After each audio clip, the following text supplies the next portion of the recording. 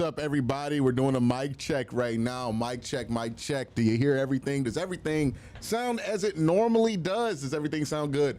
If it does, give me a thumbs up in chat. We got Hanford Dixon smashing the guitar today. Browns playing on Fox. This is actually the traditional situation in which the Browns will be playing on Fox. They had like Browns Bengals last year. Oh, they got Minifield there too? They had Browns Bengals this year on Fox. That was strange. Got our first super chat for the day. I will not let the Browns results negatively impact mine. It's just a game and other lies we tell ourselves from Rex Fortune.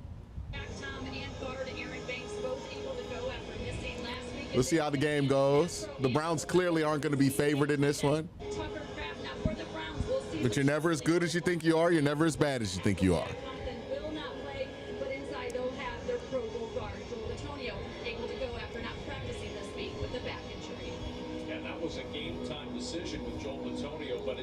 All right, Browns getting the ball first. Cornelius Lucas is starting at left tackle, and Dewan Jones is moving over to the right side for the Cleveland Browns. Kickoff 2 yards deep in the end zone, and Caden Davis just brought up from the press. Oh, Caden Davis with the return. He gets to like the 25. 26, and that's where the Browns will start first down and 10 with Joe Flacco, the 40-year-old, 18-year vet. Let's get something going.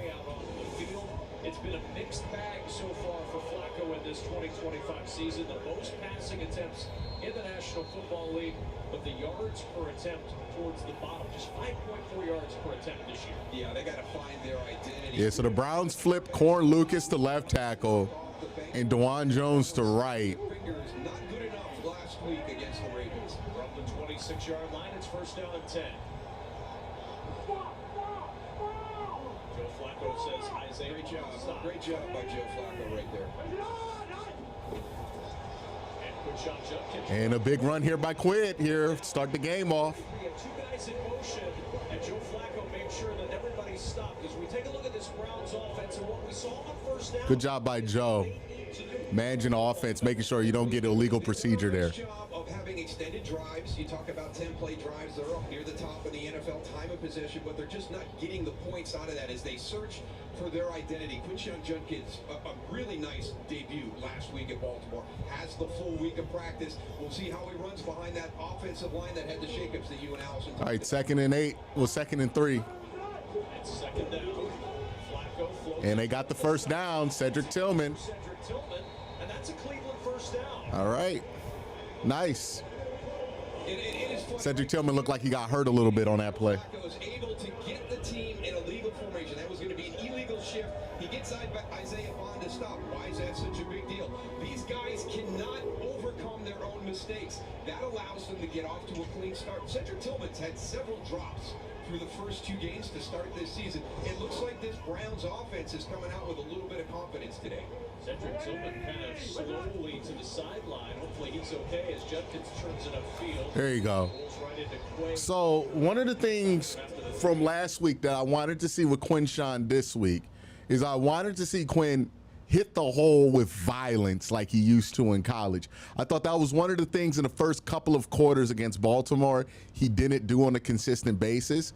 There he just did it there. Obviously, it's not going to break off every time you do it, but with a guy like him, you want him to be able to wear down the defense. He has to hit that hole with violence as we get 2nd and 7. Play action screen to David, and we're going to have a little space here. First down or 3rd and short? No, they're going to give us it. Nope. 3rd and short. And Dewan Jones is down. Oh, God. After 2 knee surgeries in his time in the NFL, broke his leg in week 11. Hopefully he's okay. The year on IR. And this is how he got hurt.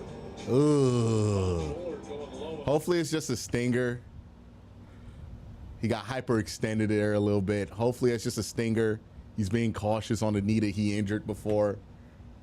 You know, you're always a little nervous when you come back from a knee injury. You get hit right there. Hopefully that's all that is. We're running low on offensive linemen already. You know what I mean?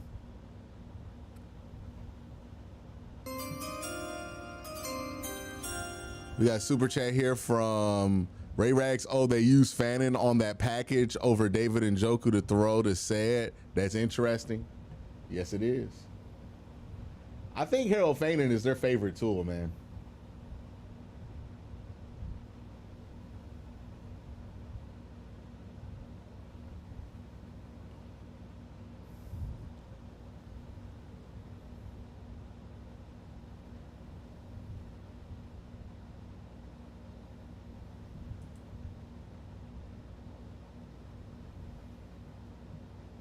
Yeah.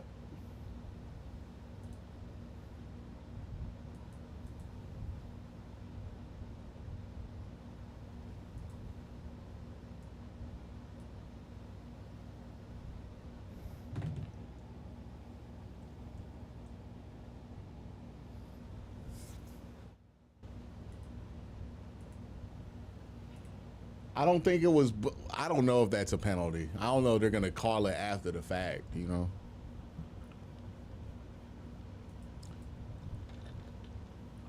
I think it's only a penalty if you go low and somebody else goes high, right? I think that's what a penalty is on that. If somebody else would have touched Dewan on the upper half of his body when that guy went low, then it's a penalty. But you're allowed to go low.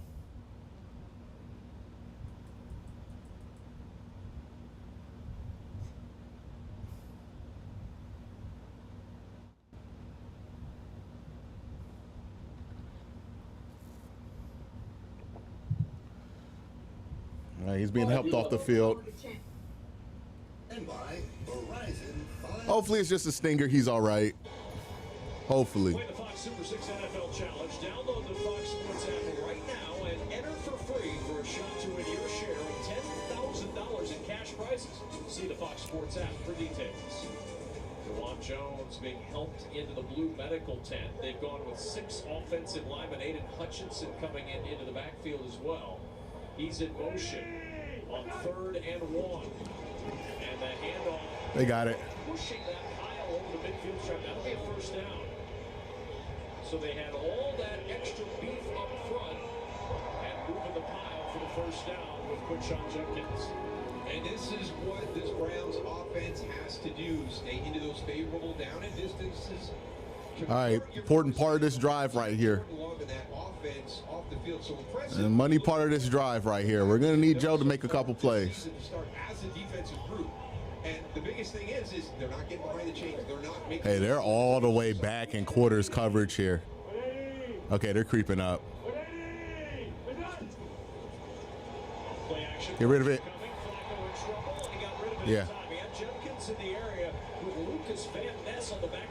All right, way to get rid of it. Spike it in the ground. Yeah, I mean, you're just coming right this way, and they're going to meet at the top of the pocket, and Joe's got to step up, but he's a little bit late getting there. You can see how they were able to impact that throw. And one of the interesting things we had in conversation, and to flip this whole thing around, talking with Jim Schwartz about takeaways by that Browns defense, haven't had them. There's an example of what the defense can do with pressure, impacting the throw to create an overthrow or a ball that's off location to give your team an opportunity for that takeaway. Judkins on 2nd down, and Judkins at 46 of the Packers before Bullard and McKinney driving backwards. All right, well, it's going to be 3rd and 6. Notice this on the first few. Again, hitting the hole with violence. Like it. His team up to the line and out of the huddle quickly. It's not no huddle, but they're getting up to the line quickly, and that's with a purpose in mind for this offense. Yes, they want to have that communication at the line of scrimmage with the changes they were going to have, and now the changes that have happened here on the opening drive. Even more important, make sure we've got the ability to know what Green Bay is doing defensively.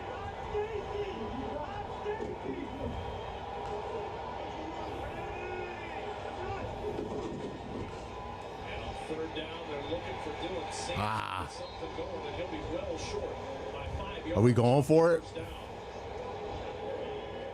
One unit coming on. And he checked into a run. So Joe checked into a run. He thought that they were going to blitz and you could trap by him. Yeah, Joe checked into a run there. They didn't run the play called. You could look at Kevin's face on the sideline. He's pissed. He didn't run the play. Yeah, the quarterback checked into a run.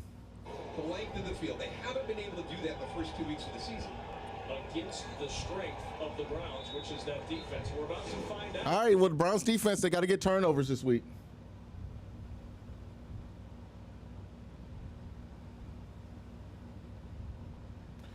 Yeah, I think what Joe was thinking, and I don't think this is the correct thinking, but I'm just trying to explain to you what happened there, right?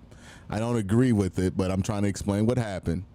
I think Joe's thinking there was, oh, they're sending everybody. Let me check into a delayed handoff, try to get it. Maybe you get a big chunk play, get the first down. Maybe you get right up to the line and you can go for it on fourth down, since it would have been, if you would have gotten 2 more yards, 4 down territory.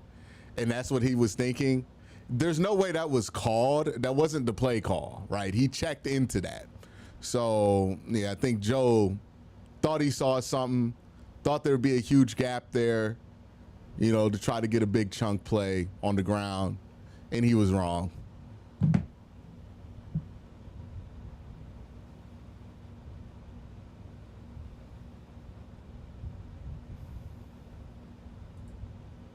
Honestly, the drive started to fall apart once DeJuan went down, right? Like, the offensive line's already in a shaky place. No DeJuan, you're going to be limited on what you could do in the pass game, too. So hopefully he's okay. If he broke that tackle, it would have worked, but that's a lot to ask on the 3rd and 7. That's why I don't like checking into a run on 3rd and 7. Like, yeah, you could get a big play out of it. Unless it's like, unless you got Bijan or Saquon Barkley back there, I don't like checking into a run play on 3rd and 7. Right? Like, that's my thing with it. Dylan Sampson is cool, but like, he's not established himself to be good enough to where you can trust him on something like that, That's Joe trying to make the technically correct football play, but not understanding that sometimes, your personnel can make that not be the correct play. It's a disappointing end to the drive, right? You get across the 50, you get some good momentum going on that drive. Still no chunk plays, only 13 yards through the air. You want to get more than just a 20 punt to the 20-yard line on that, right? You want to get more than that. 95. You see that play sheet he's got in his hand? There is a whole column on there for plays you only can run when 95 is not on the field. He's on there now, and on first down, Golden with the catch, and Golden struggles forward for 9. And Drew Love is very much aware of where Myles Garrett is when he's out there. And you see the yards per completion, it's the polar opposite of what Joe Flacco was. Joe's throwing short passes to his head and equal. Yeah, now we got a Packer down, Zach Tom down, so able to start the game, but down right now. So Allison touched on this. We've got 2 game wreckers, coming from each side on the edges, and we've had injuries in the offensive line on both sides on their opening drives.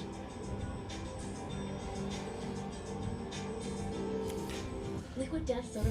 Yeah, both teams dealing with injuries early on in this one.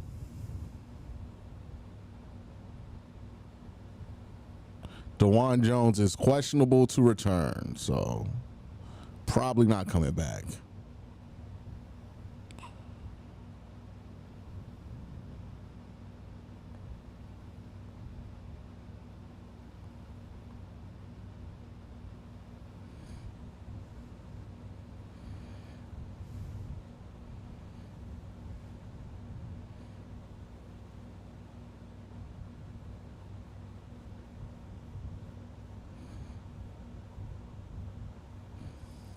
Aren't as absurd as you think.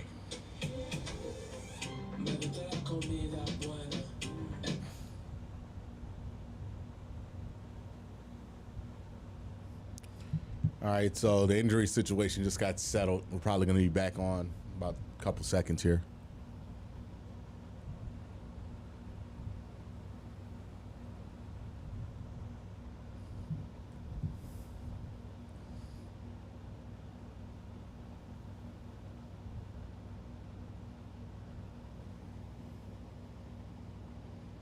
By the way, while we're out, let me take some time real quick to talk about our picks for today. So we got some picks via Sleeper. If you want to join the fun, Get a 100% match on up to $100 when you use promo code WORSTTAKE.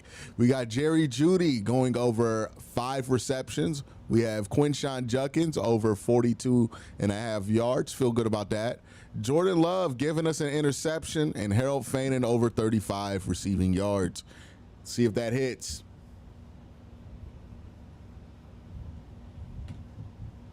We're going to track that quarter by quarter as the game goes on, and talk about those picks. That way, last week we did hit on the picks. Browns lost, but we at least hit on the picks. So there's that. Thank you to sponsor Sleeper. Make sure if you want to join the fun, use promo code WORSTTAKE and get up to $100. Get up to $100. Up to 100% match on up to $100. All right, we back.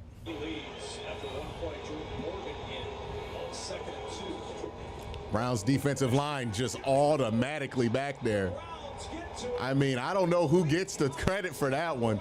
4 Browns were just in the backfield immediately. My goodness.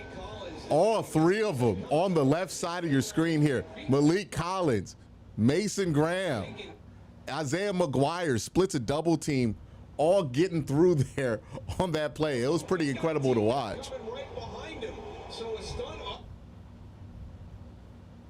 What's going on? My shit's going in and out now.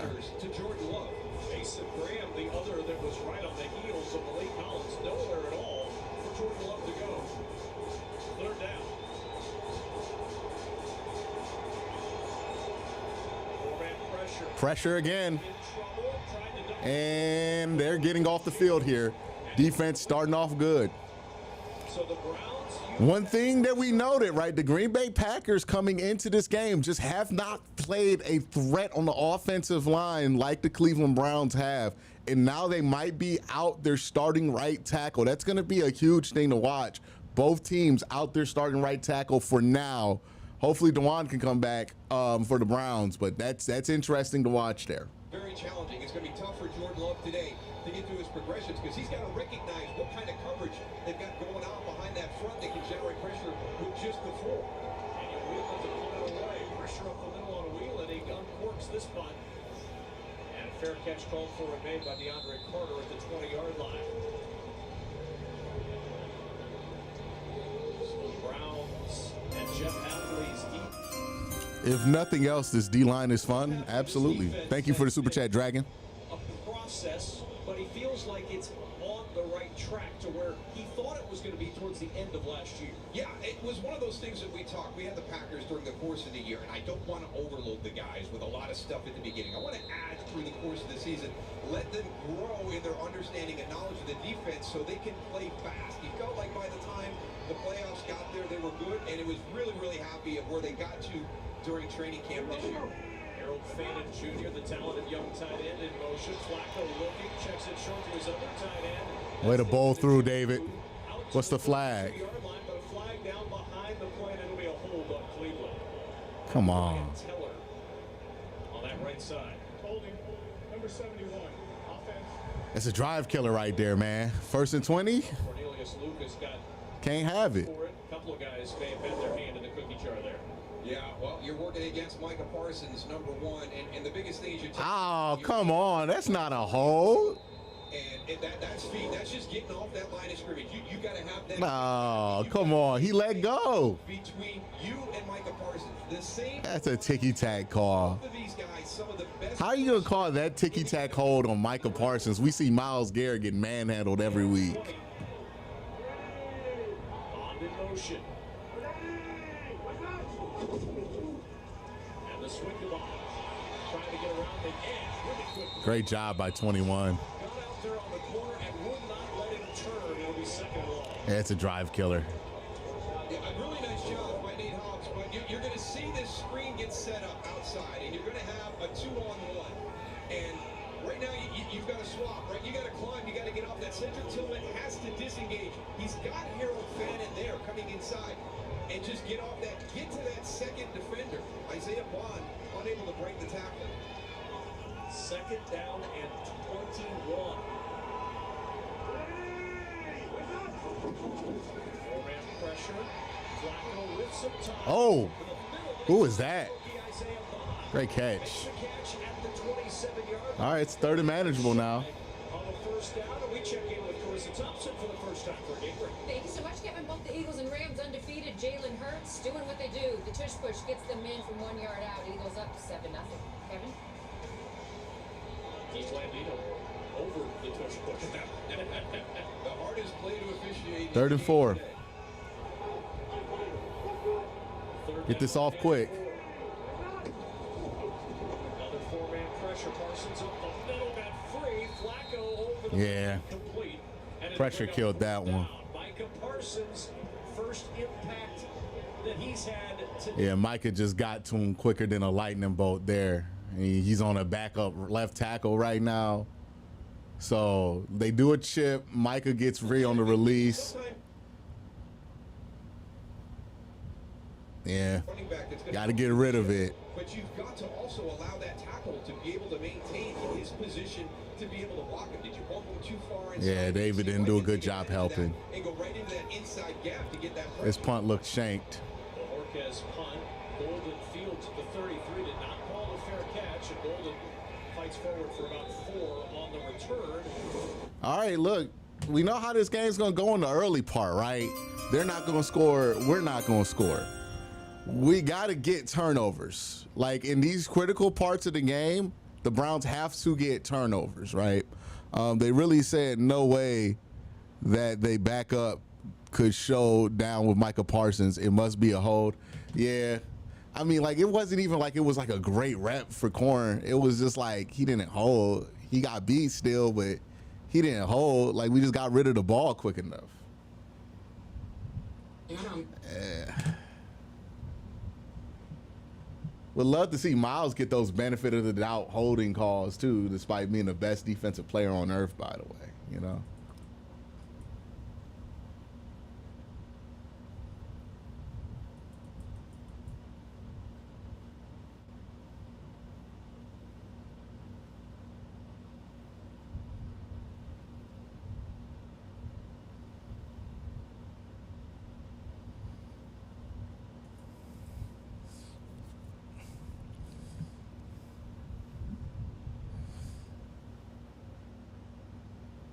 What are the new PlayStation Plus games?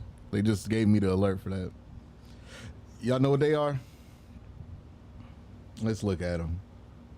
Let's see if I'm going to play my PlayStation this month.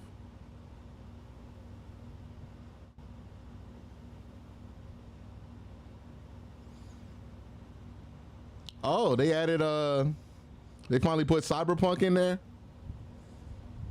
I already beat Cyberpunk. I'm not buying the Phantom Liberty again. Well, they finally put Cyberpunk on there. What are the monthly games? Psychonauts 2. Psychonauts 2 any good, chat? Psychonauts 2 any good? Any of y'all gamers?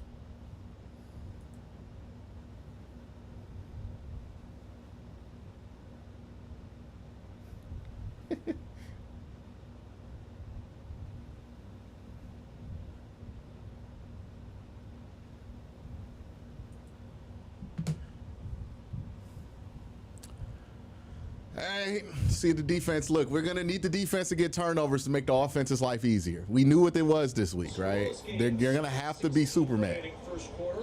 You're not getting the news for you is that you're not getting this upset unless you get a turnover defensively. Questionable to return with the oblique injury. Trapped in motion, and on first down it's Jacobs, and there's Garrett. Good job, Miles. This Packers offense got some wide receiver issues, Darryl, so that tight end play becomes even bigger for what Green Bay wants to do. It really does. I think there's confidence with the Packers when you talk to them. They're not worried about that wide receiver group. They feel they have the depth there when you talk about Romeo Doubs and Dontavian Wicks and Matthew Golden, Malik Heath, but it's tougher crap. And then Luke Musgrave, on to go 3, John Fitzpatrick. They've got 4 tight ends out today for the game. Here's love to Golden. That's a good screen. Great tackle by Ronnie. That was a great tackle by Ronnie. It's preserving a 3rd down there.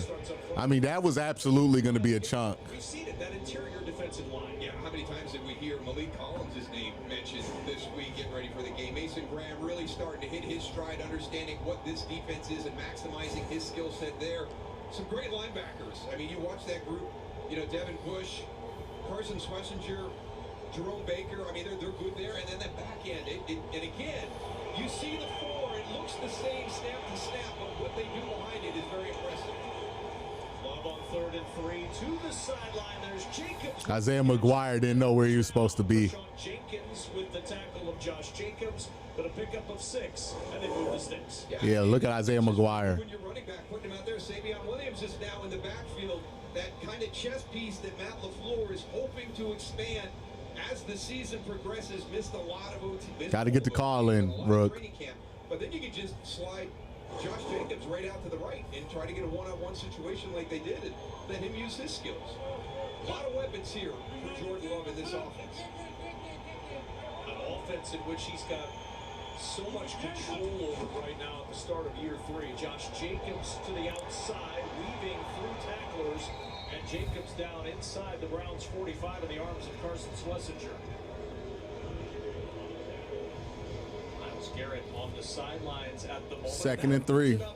For Matt LaFleur. All right, Packers getting a little momentum here on this drive. And they goes to that section when 95's not out there, so he can call a different group of plays. Well, I think it shows you how much respect they have for him as a run defender as well. By the way, I've never heard of that. They're running a whole different sheet of plays when Myles is off the field. As well, with those tackles for loss, that it's just an opportunity. Those must be the deep shots. We'll see if they try and dial up a shot here with Myles on the sideline. Nah, he's dropping back. 2nd down and 3, and the play clock winding down. They've got to use the timeout. So Green Bay has to use the timeout here before 2nd and 3. 4:37 to play. And Myles is back out there. These messages. Tradition unleashes the passion of the dog pound and inspires us to make Tostitos the traditional way, starting with whole corn kernels to make our masa from scratch. No artificial flavors, colors, or preservatives. Tostitos. Tradition matters. Here we go, Browns. Hey, get new Little Caesars cheesesteak crazy puffs. They're so good, we ran here to tell you. Hey, Saquon! We ran here? Try new cheesesteak crazy puffs for $3.99. Little Caesars is the real deal. Pizza, pizza. With the timeout, that gave Myles Garrett the chance to get back on the field for Cleveland. Exactly, right? I mean, come on. Coach LaFleur, if you're that worried that you cannot mismanage that opportunity, you should have at least gotten 2 snaps with 95 on the side. So you just lost one of those 95 out of the lineup calls. Yep, flip that card over. Take that section out. Wildcat. Wildcat snap to Savion Williams, and Williams Good tackle. out of bounds close to.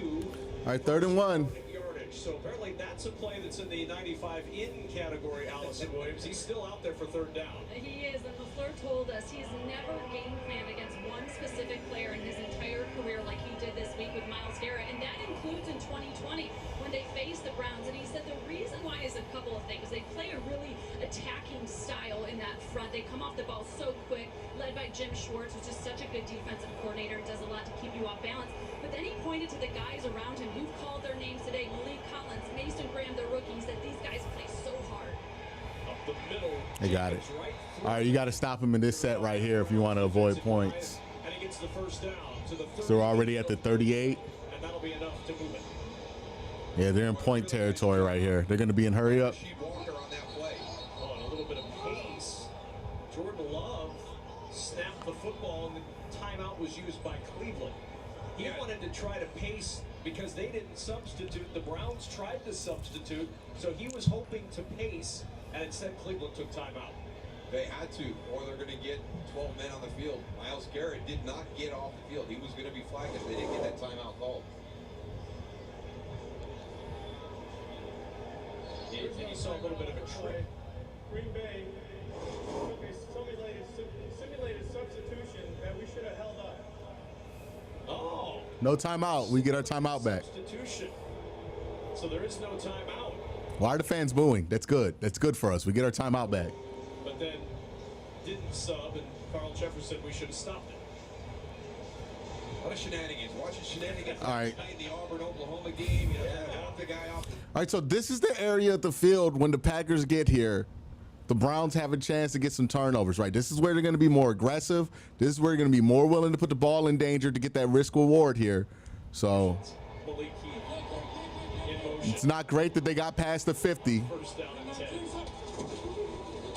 Here's Jacobs trying to pick his way Jeez. through traffic, runs into the arms of Aiden. Jacob's strong as shit, boy, because like 4 people were at him early. Weren't you stewing a little bit about that, chicanery going on? Listen, I mean, I don't want to stew about anything here, but the fact is, was there an actual substitution? Did they play with the same 11 people? I think they did, but the previous play ended up in the bench area. So that is considered, even with the same player, that's considered, the same 11 player is considered a substitution. So that's why Carl Shepard said they should have given the opportunity for the defense to match up. Interesting. Mike, thank you. 2nd and 6. Low from the gun, facing a 4-man rush to the sideline. Low. Was that dropped? The little bobble able to secure it before he got out of bounds from 31 and picked up 3. All right, 3rd and short here. maintaining your concentration. You're not going to get this, right? It's going to come off your hands there, and you're right on the sideline and able to. Yeah, he caught it. Get that secured and get 2 feet down. So a 3rd. I'm worried about that matchup, him and Newsom together. One of the big things that Jim Schwartz talked to us about, not getting the takeaways that they want. So what he wants is getting off the field. A big opportunity right here on this 3rd down, of course, a field goal attempt by the Packers. Defense showing blitz. Love off the play fake on the slant. Finds Romeo Dobbs, and that'll be a 1st down. All right, force a field goal. 9-yard pickup and a 1st down for Green He Bay. does a nice job. Watch him pressure the outside. That allows him to get back. Yeah, you get Greg moving left to right. That's what you want to do. They were pressing him vertical so much in the early part of the season. I understand that. To help in the concussion protection department. 10th play of the drive. Golden in motion. Jacobs the carry. Little cutback, and it's caught from. Yeah, the Packers are doing a good job right now of avoiding negative plays. They've stayed ahead of the sticks this entire drive.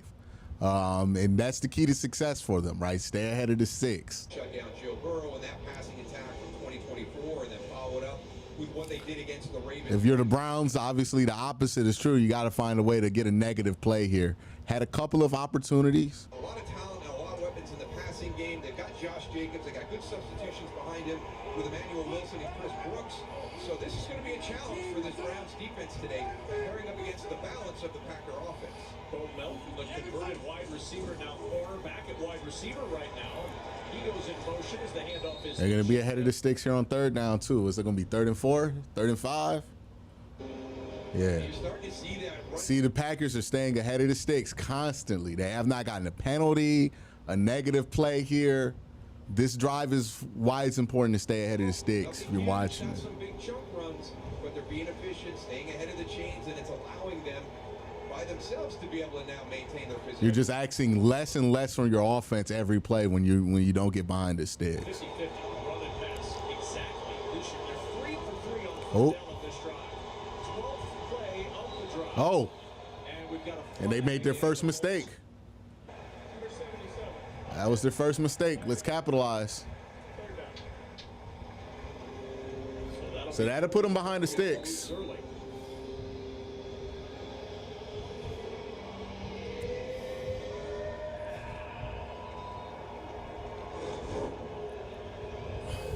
Yeah, he was reacting to a line shift. Take us to the end of quarter number 1. And look, we knew what the story was coming into this game. The Browns don't force turnovers. They don't have a chance to win. So right now, no turnovers. We know the offense needs the extra help. It's just what it is, right? The offense, no matter which quarterback's in there, it's going to need the extra help. We're down 2 offensive linemen, 2 starters on the offensive line. No Jack Conklin today. He didn't even suit up. DeJuan Jones has been on the sideline. Doesn't look like he's coming back anytime soon. Your offense is just shorthanded today. And it's not great even when they're not shorthanded.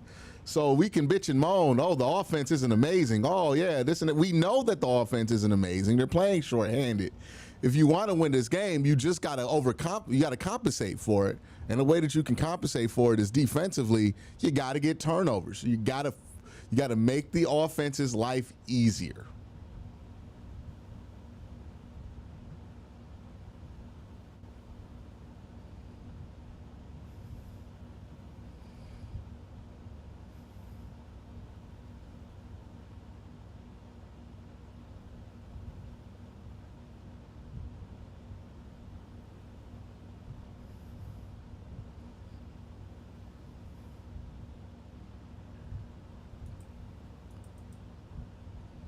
You're not winning a shootout tonight.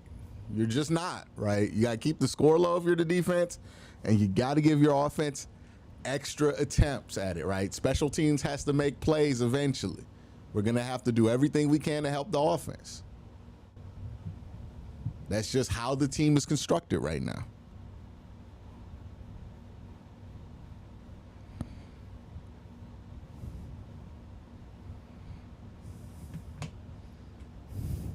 Give me 1 second.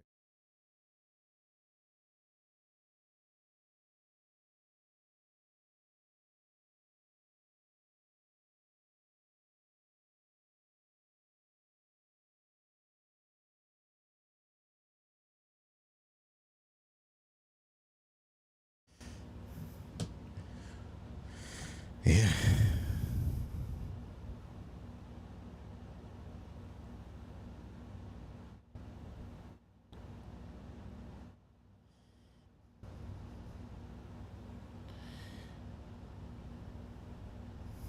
All right, we're back. Third down and 9. Love.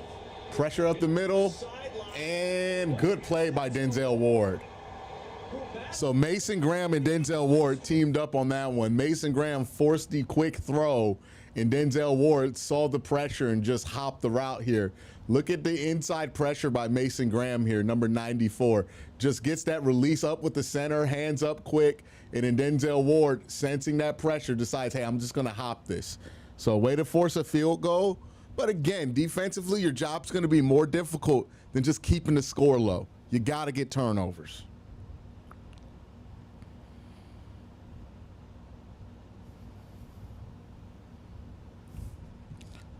Kick by McManus right down the middle. Yeah, he makes it. So it's 3-0 Packers.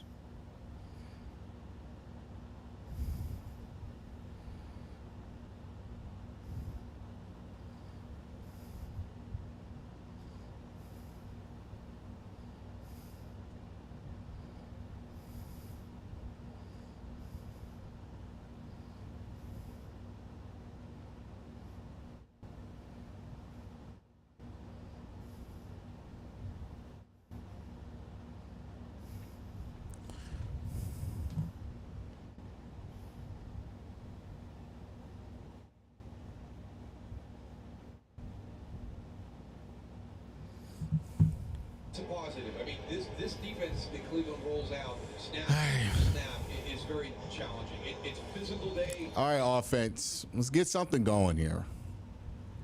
Let's get an answer going. Being able to execute efficiently.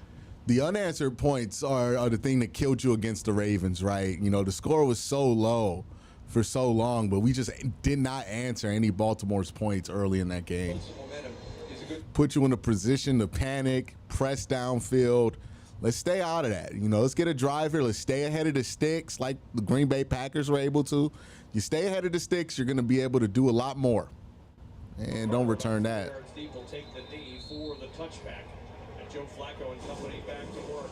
Starting quarterback since 1999. It's been a real contrast. The Packers have used the few. We get behind the sticks on offense, throwing on first down, and we cannot. Well, we ran on first down to start both these drives. Well, I don't know if that's the case, but we got behind the sticks because we got 2 holding penalties, right? It's the penalties that are killing us right now. Appreciate the super chat, Todd. The Browns have been trying to find that guy. That's really what kills you is the penalties. Great to have him with us. On first down. Good run. Good cut by Judkins. All right. Hard line. Carissa Thompson has news of football for us. I do, Kevin. The Rams were down 7-3 when Matthew Stafford connects with Devontae Adams deep for this 44-yard score. That is Stafford's Man, that's got to be a push off on Devontae, right? They're not going to call it, but dude. most all-time. More importantly, Rams in front 10-7. Kevin? Carissa, Moose and I actually have a board in our booth that we keep track of touchdown receptions. So thank you for that update for Devontae Adams. Change the board. I'm at it. 2nd and 6.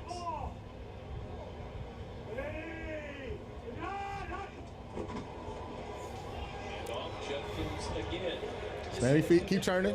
This team 3rd and short. establish the run game. Kevin Stefanski told us that in week 1. He told us again here in week 3. This is key for what they need to do this year in this offense. And that's why they drafted Quincy Judkins in the 2nd round. That was their future. You're going to lose Nick Chubb. So who are we replacing him with? Now, with some legal troubles, a late start for Quincy Judkins. So I think everybody was surprised last week. Happy is how he played. 61 total yards, 57 after contact. That's All right, the 3rd and 2. mentality that Kevin Stefanski wants. Now 3rd and 2. Off the play action. Flacco to the sideline. Here we go. Catch is made, and that's a first down. Cedric. Good things happen when you stay ahead of the sticks. Good things happen, right? No penalties. That's what's been getting you behind the sticks. I think a sack got you behind the sticks on the 50, right? Good things happen. You stay on the sticks. I think he had a shot to hit that over the middle here, but it looked like that pocket was not holding up for shit. So I'm not going to play A with little him. bit of attention over A little bit. Is- Everybody knows when number 1's on the field for the Pack.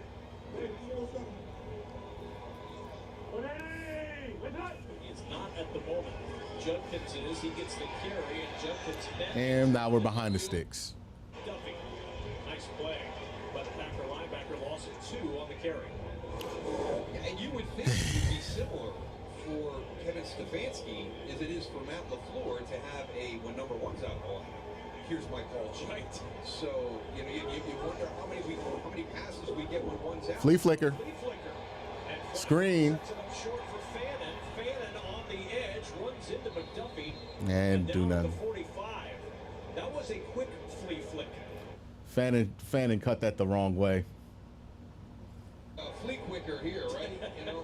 We've got an opportunity to get a deep throw crossing the field, and Yeah, he didn't take it. I mean that's middle of the field. That's open. You just lay it out there, let Isaiah Bond run underneath. I wonder why he didn't take it. Check it down, and I think that's where Joe Flacco has to grow a little bit as he develops trust. Baby, Joe Flacco, 40. He ain't growing. He a check down guy. Fannin will motion out. 3rd down and 7. Parsons back in there. Pressure coming. Flacco in trouble, and he throws it away. Now he leaped out to the edge, and Rashawn Gary Oh, flag. was the pressure. Here comes a flag where Wow. Flacco went down. If it's intentional grounding, Bailout. there's also a flag in the secondary at about the 35-yard line. Yeah, definitely intentional grounding on Joe. I think we got illegal contact in the secondary. Both teams on the play. Illegal contact, number 33 defense. Intentional grounding, number 15 offense. Those plays, fouls offset. Repeat 3rd down. And that's a break for the Browns because without that illegal contact, that's loss of down. That's the punt team coming on. Now you've got another. Yeah. And when you get these, Yeah, I don't like how Joe's playing right now. are you going to take advantage of this? It's too conservative. Car crash right there. You got 4 guys running into each other. But this is an opportunity. What are you going to do with this opportunity right here? Because to your point, Kevin, you should have the punt team out there right now, and you should be turning the ball over back to Green Bay. You've got a chance to extend this drive in Packer territory. 3rd and 7 again. You should do an all 22 coverage like last year. He's lined up in the middle, almost in a linebacker spot. Here comes the pressure, and Gary, who was denied a sack on the previous third down. The master says you should do all 22 coverage again like last year. I do all 22 coverage this year. Well, it's just all the changes that are going on right now. So Rashawn Gary's going to be right here. He's unblocked. You turn it out, you go out there. Again, it's the simple things. And when you're stressed with your depth, how much attention are you paying during meetings? And you had somebody open over the middle, man. All right, pin him back, hopefully. Here's Corey Bojorquez to punt it away. Hangs it up. Golden, the rookie, ranging to his left. It'll bounce at the 10. He'll field at the 7, and he'll beeline out of bounds. We got to be more aggressive. I mean, obviously the sack there, that's on the offensive line, but Joe had that flea flicker. I'm interested to know why he didn't take Isaiah Bond there. I know they have the screen, but I can't imagine there's not a check there for Isaiah Bond. We're getting too comfortable checking it down, you know. And I get the offensive line is shit, but you guys still make something happen. The offensive line wasn't good in 2023.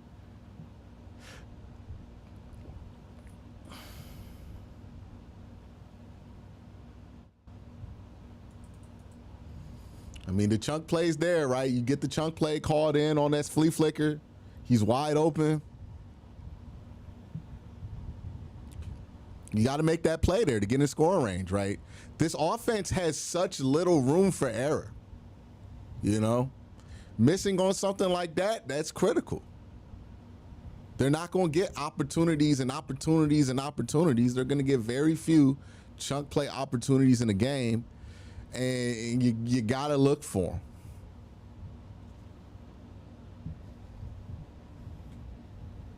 You got to look for them.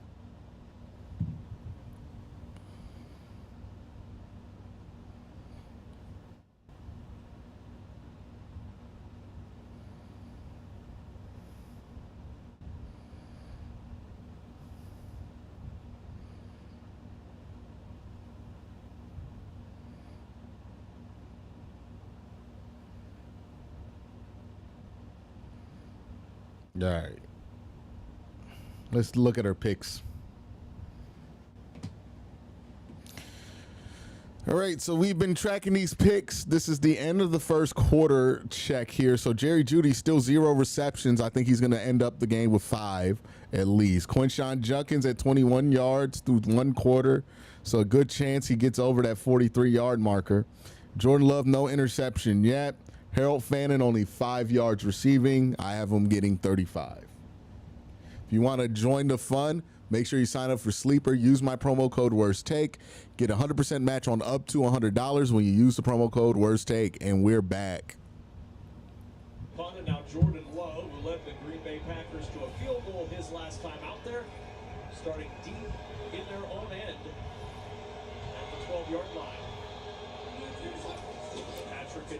Any tip ball here, you got to get on it. Steps to his left and checks it to Fitzpatrick, his tight end, down across the 21-yard line. But let's go back to the sack that ended the Browns' drive.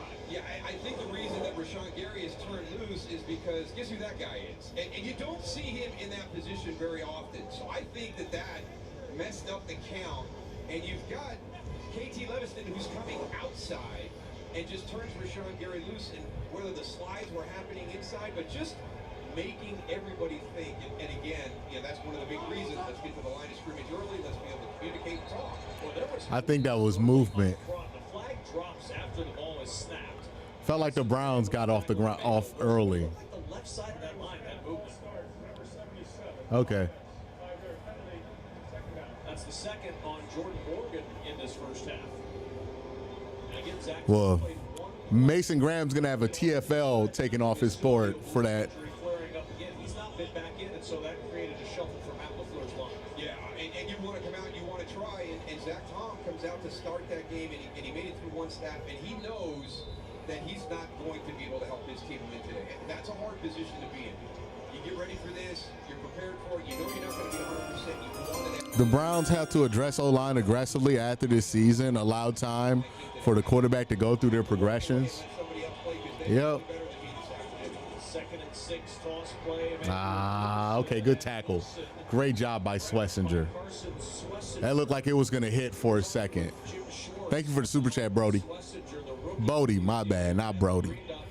Bodie. Was the best thing he said. He said, if there's a struggle, he outworks that struggle. They're going to go tempo here.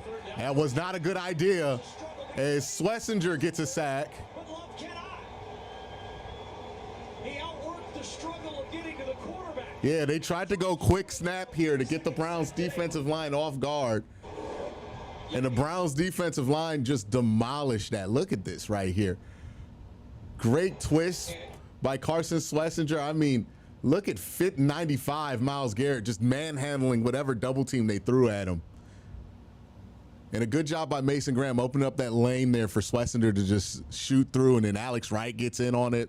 All right, Browns have a good chance to get decent field position here if they don't get the best punt from Green Bay. In the middle of the field with a tight end. So we have a challenge flag What's the challenge? tossed by Matt LaFleur on the Packers sideline. What's the challenge? Carl Chempers is going to let us know what the challenge TJ is. is challenging that there were too many players on the defense. Oh, shit, they might have got us. They don't challenge something like that unless they're sure. All right, they're going to count while we're going to step aside. Carson Schlesinger already doing the count on the Browns sideline. They don't challenge something like that unless they're sure. Ready? Let's go. I'd expect the Browns to be back on the field, defense to be back on the field.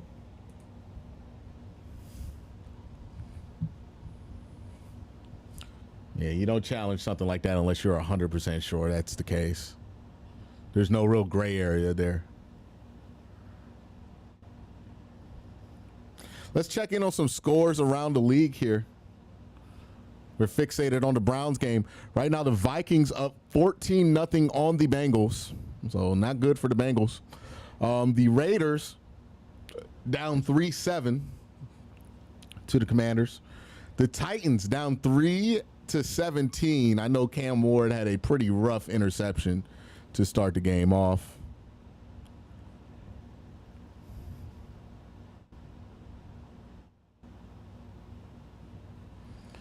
Let's see here. Do we got any other games? Does it keep giving me a high heart rate? The Texans, Jaguars up 7-0. Panthers up 7-0 on the Falcons. Patriots up 14-7 on the Patriots up 14. Steelers up 14-7 on the Patriots. Rams up 10-3 on the Eagles. Jets up 6-10 on the Buccaneers. And that's it for the 1 o'clock window.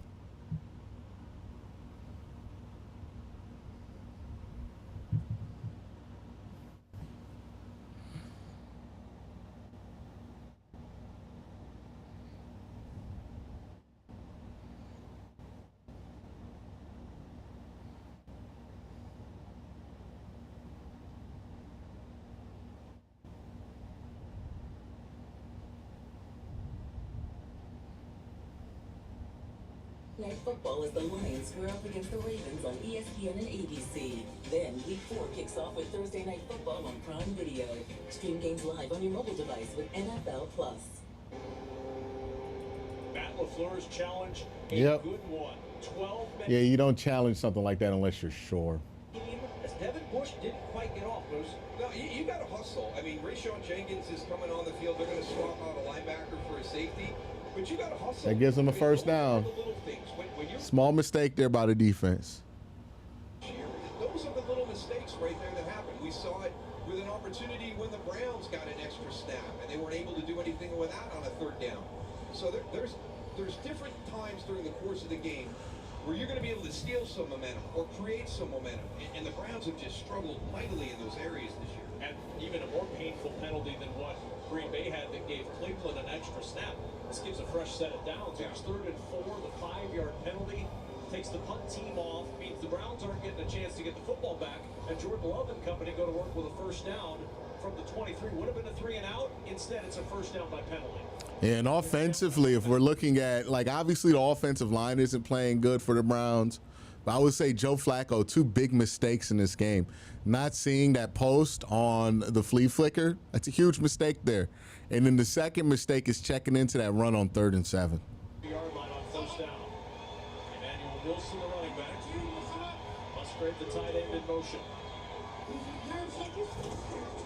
And the play fake long. Oh. A lot of room in front of him. He's going to run. and he'll slide down at the 27-yard line. Back to Los Angeles and Carissa Thompson. Thank you so much, Kevin. This one's for the Packers. Historian Steelers up 7 in New England. Aaron Rodgers connects with DK Metcalf with this 12-yard score. With that touchdown, he now moves past Brett Favre for fourth most touchdown passes all time. Pat's added a touchdown. Steelers up 14-7.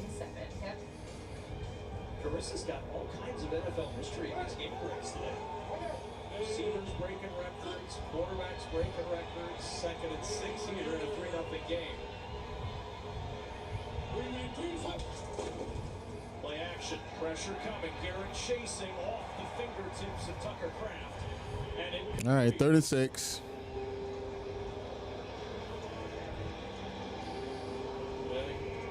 We speak of Aaron Rodgers, and you look at Jordan Love as compared to Aaron Rodgers, and through 35 career starts, these numbers. That's freaky identical. Unbelievable how close they are. I mean, that's amazing. To see those two quarterbacks start off for that franchise, it's identical. Now a 3rd and 6.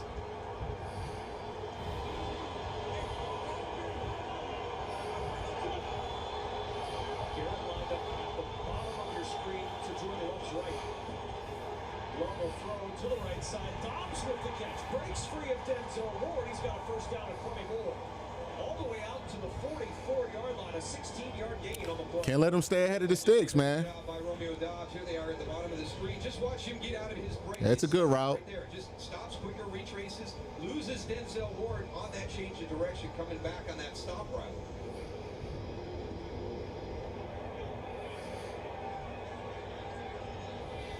Gotta get a punch at the ball or something there.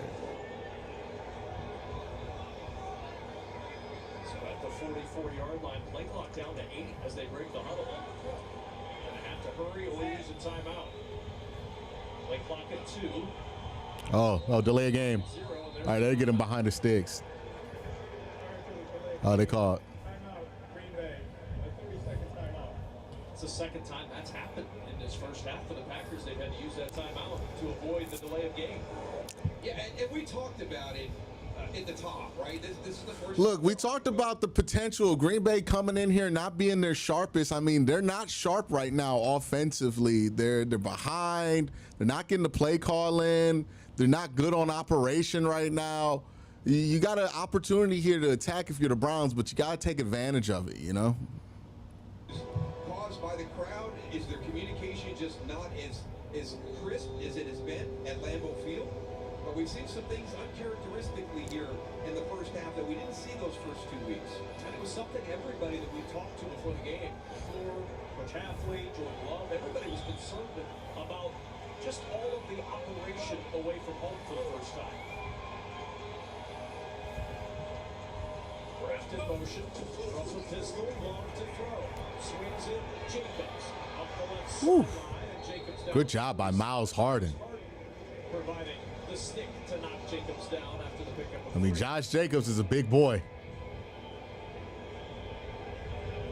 Well, it's been the story of the early season for the Cleveland Browns. The defense hasn't gotten a lot of help at times. Not complimentary football, as Kevin Stefanski's talked about with this group. Yeah, they're going to give you a chance every Sunday. You know, Cleveland's defense is going to give the Browns a chance. It's just, what is the contribution from the offense and from special teams?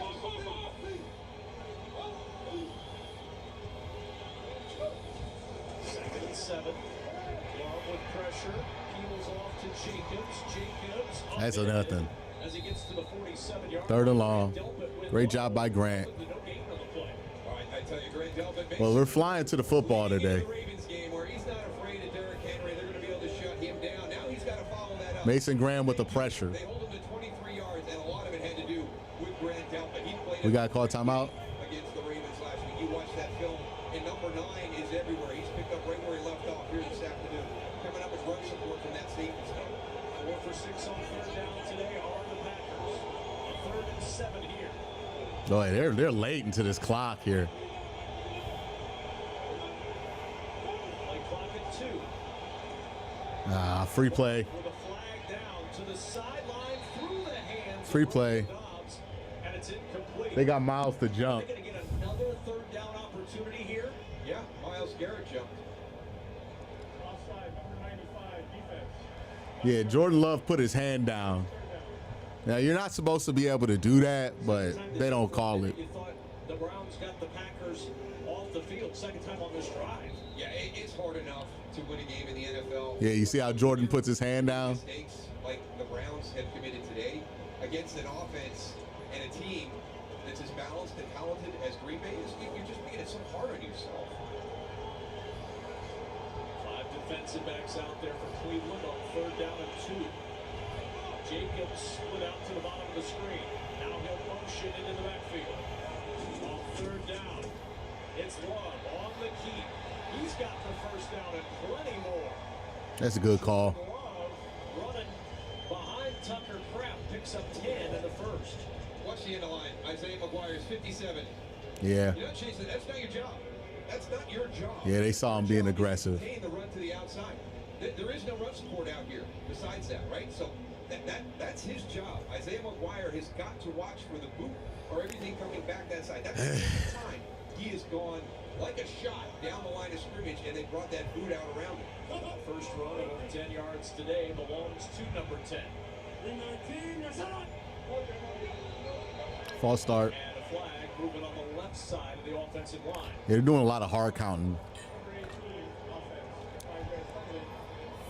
That's Malik Heath, and they'll back up 5. Yep. Just a little shift to that right foot.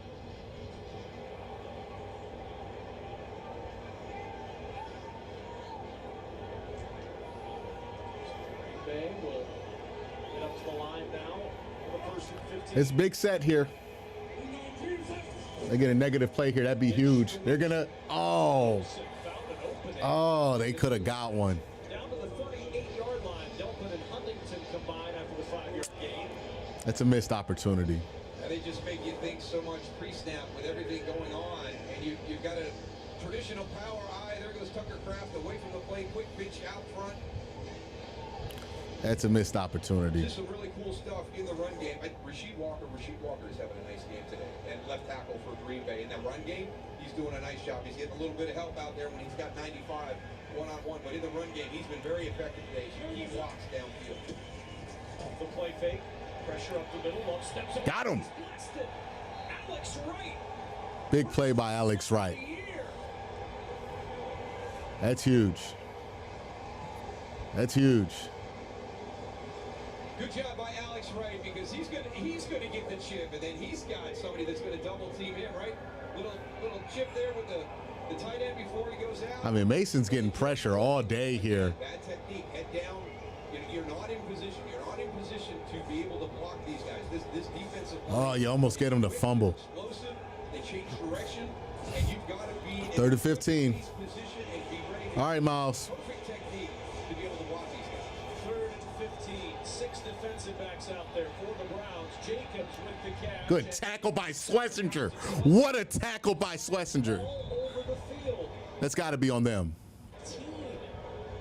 Who's this going to be on? That's got to be on them.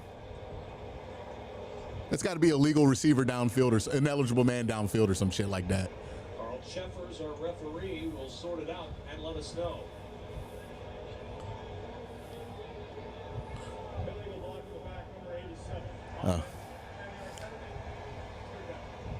To take the penalty? Yeah, I guess they want to push him back at the field goal range. And set up 3rd and long. Just got to play real clean here.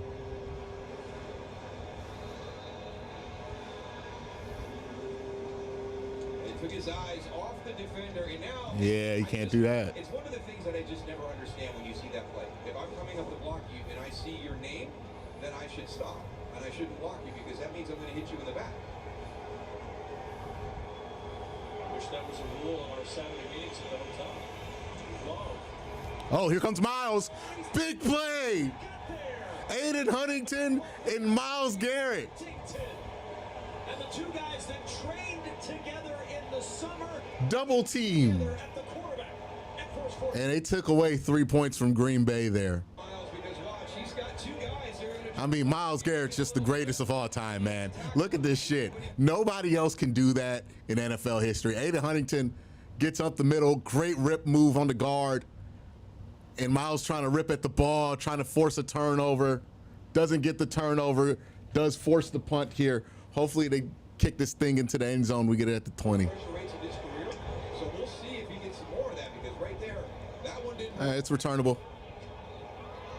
Fielded and down. That's fine. 20-yard line. It's fine. It's funny that he said that, because he said also, I don't remember putting that much into blocking him in 2020 like I have for this game, but he clearly put a lot into blocking him back in 2020. Maybe just tried to forget about that. I think, yeah, you kind of flushed that. All right. Offense has done some of their best stuff on 2-minute drills this year, so hopefully we get something here. We got to get something. We can't keep leaving the defense high and dry. Defense does have to get turnovers, but let's give them a fucking field goal. Let's at least tie the game here. And we can run it here. I think it's a great opportunity for play action. And it's Judkins, rookie, out near the 24-yard line, and that will take us to the 2-minute warning. 7 to play in this. All right, so defense is doing what they have to do. See if the offense can deliver something here, man.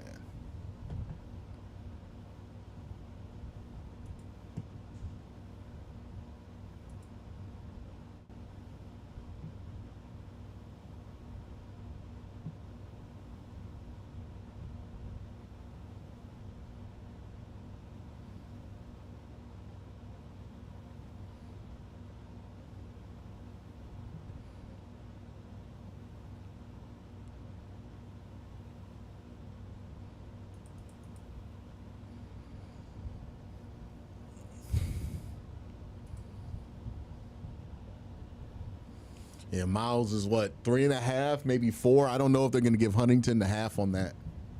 They might.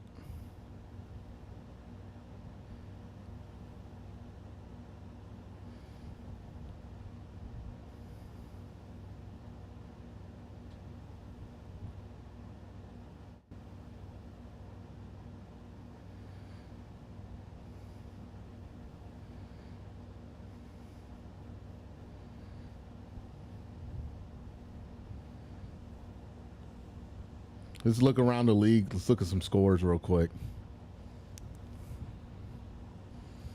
So the Vikings have extended their lead against the Bengals 17-0. Let's look at what's going on in there stat-wise.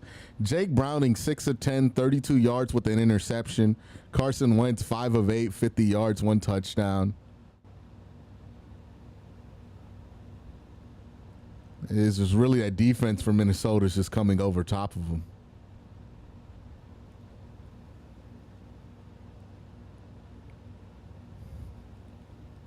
Yeah, the Vikings, who's really exploding for them? The run game's been fine. I'd be interested to figure out how they've scored. The Raiders just put up 3. They're in the red zone against the Commanders, so they might be able to tie that game up. Colts up 17-6 now on the Titans. Titans were able to score. They have the ball now. We're back here. Stafford feeding Adams. Taylor debuting in Tampa, and Mariota runs it in. Coming up on the Verizon halftime, 3-0 here in Cleveland. 2nd and 7 for the Browns. From their own 23-yard line.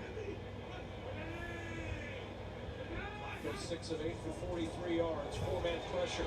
Backside from Parsons. Flacco throws, finds the open target, and connects. All right, let's get on the ball. Cedric Tillman picks up 10. Up to the line quickly, but a substitution will take a little extra time. Browns got all 3 timeouts. I think this is the hardest part when you get into these 2-minute situations is making sure that you've got the time to do what you want to do, but not providing your opponent the time for him to come back down and get him some points at the end of the half. Over the middle, it's the tight end Njoku. Yeah, the X-receiver fell down on their route at the top of the screen there that said forced to check down. Let's get back on the ball here. Let's find Jerry Jeudy.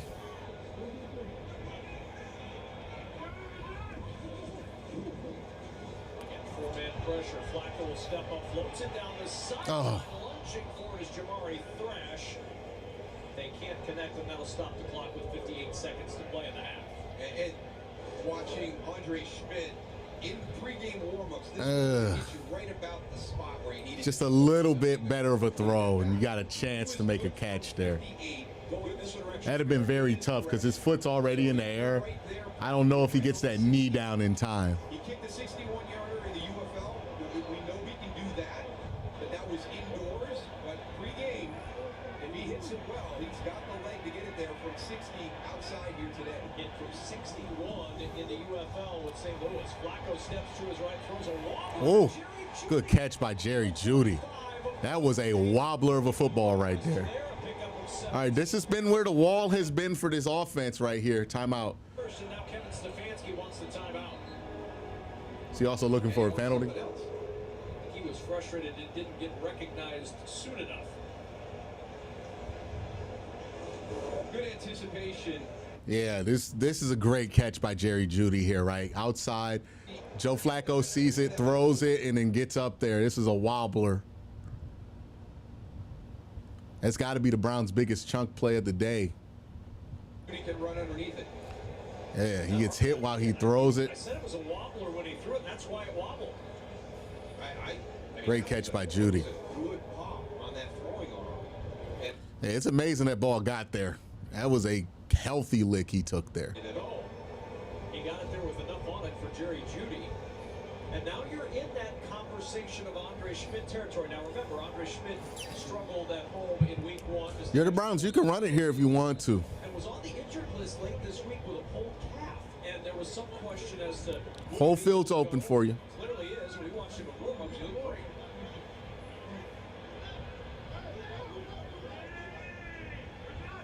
From the 45-yard line, Flacco, pressure coming, and looking for Jeudy, who fell down at the 39-yard line. Keyshawn Nixon in coverage, and it'll bring up 2nd and 10. We've had a little. Man, the turf has been beating our ass these last couple of home games. So Tillman having a little bit of trouble staying up in his breaks, Yeah. in and out cleanly. And, you know, that's when bad things happen. Luckily, that was thrown to the outside of the field. But if you're doing something with a pivot in the middle of the field and you're slipping and falling and that ball is going into a bunch of defenders, that's when those interceptions happen. 2nd and 10. Here comes pressure again. He got rid of it to Thrash, and a good tackle by Keyshawn Nixon. Let's get on the ball. Yeah, let's get on the ball. No timeout. From the 41-yard line, it's 3rd down. Motion across, hustling is Tillman. A lot of time running off. Down to 25 seconds. Flacco checks it short. Jerome Ford, a flag down behind the play. Ford breaks the tackle, has the 1st down, but Is this coming back? Holding number 77. Can't have it. Teller with the hold. Can't have it. That'll back the Browns up and back them out of field goal range. Can't have it. A field goal range, and you get a penalty.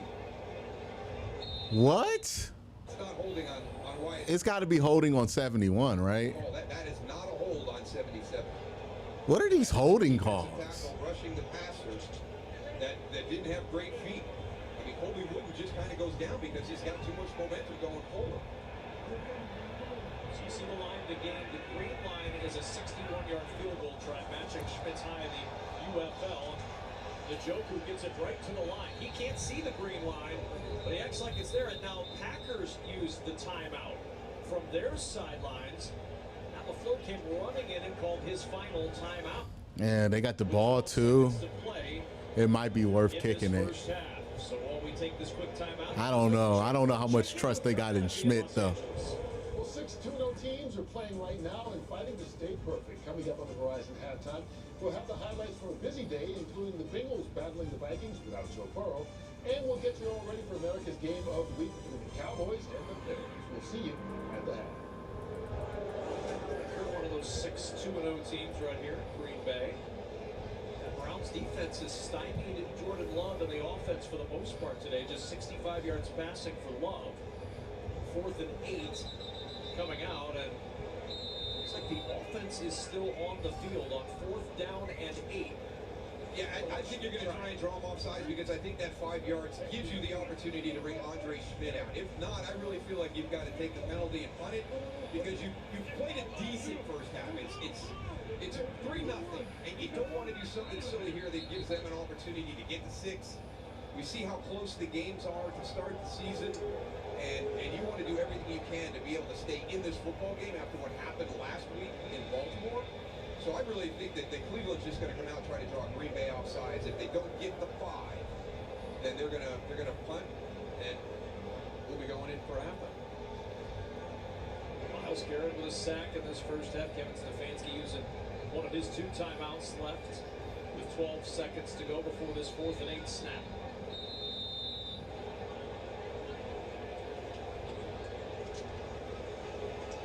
Flacco 11 of 15 for 87 yards today.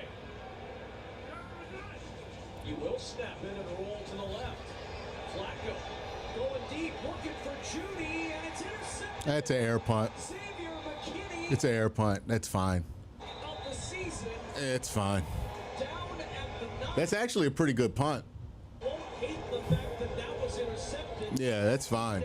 That was actually, they're celebrating it if you're Green Bay, but that result is worse than if you had simply dropped the interception. If he had dropped the interception here, right, they would have had the opportunity to get like 10 yards, call a timeout real quick, and a field goal. Did they get the roughing? We're standing in there, but just doesn't get it down the field. Yeah, that was actually worse for them than not catching it. I don't know why he caught it. I guess you get paid for interceptions, but why not kick it? Your kicker sucks, buddy. That's why you don't kick the ball. We watched this dude miss a 36-yard field goal in the week 1, and we're like, why aren't we kicking it in 61 yards? Are you kidding me? The kicker sucks. That's why.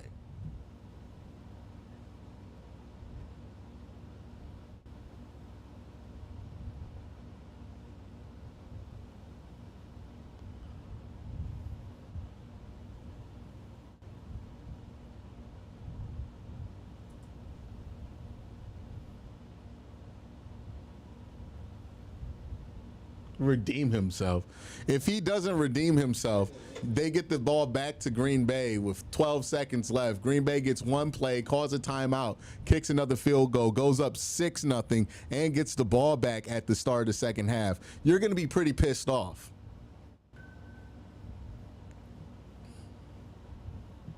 That's Culp. He should have just kicked it. And if he misses the kick, then what? If we're worried about the kicker, then we should just find one. I mean, they're trying to find one. But kicking a 61-yard field goal, not even every good kicker can do that, man. Like, that's something you get excited when Justin Tucker did it in his prime. It's not something you just expect out of every kicker. That's crazy.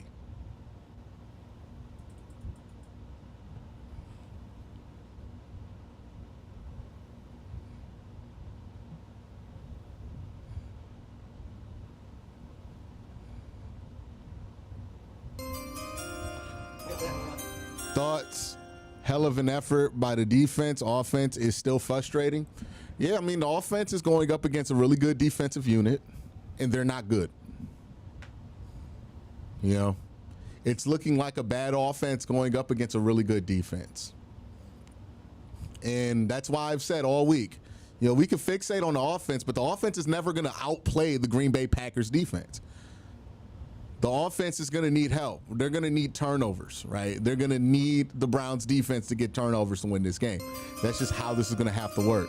The Green Bay Packers can play turnoverless, good defensive football and win this game. The Browns, if they want to be on equal footing with the Packers offensively, they're going to need turnovers. They're going to need plays made by the defense. Flacco is playing like he got a leash. I don't know. I don't think that's accurate. I think Flacco's playing just concerned. He's just playing like he doesn't want to turn the ball over.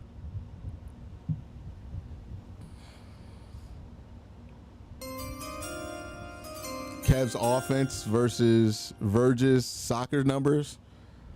Yeah, I mean, like, look, you got this offense wasn't good to start the game. We all acknowledge that. And then you're out your 2 starting tackles as well. Like, this offense wasn't good to begin with, playing with them shorthanded.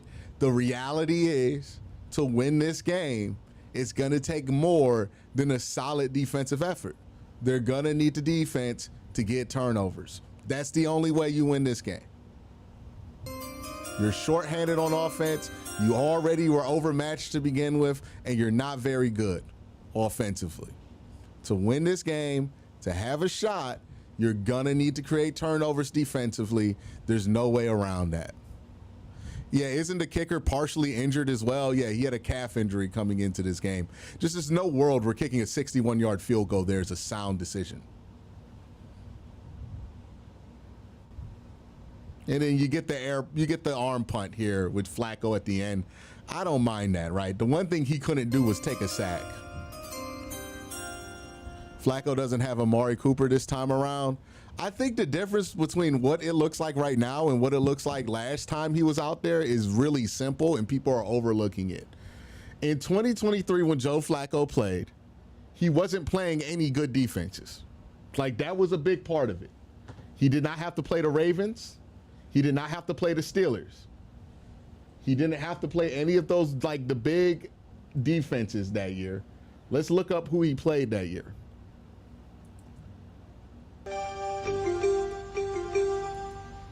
Thank you, whoever gifted the members.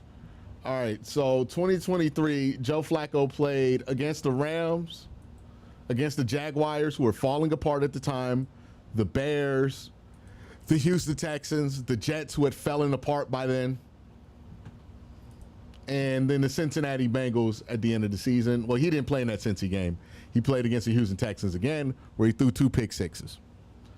I think this is what Joe Flacco looks like against a good defense in 2025. Especially when you're not getting offensive line protection in front of him. You're shorthanded, 2 starters on the line. This is just what it's going to look like against a great defense. Joe's never in his prime been the type of quarterback to overcome a great defense, too. Yeah, it was just literally an arm punt. It's barely an interception. Honestly, them intercepting the ball at the end of that half is a better outcome than them not. If they had let that ball hit the ground, that would have been better for Green Bay than because they would have had, like, what, 10, well, maybe 8 seconds left if they just let it hit the ground instead of trying to catch it or, like, bat it to the ground and kill the play dead. They could have had, like, 8 seconds left. Had the ball in their own 40. They're like 10 yards away from field goal range. Them catching that interception kind of shot them in the foot there. So I'm glad they caught it.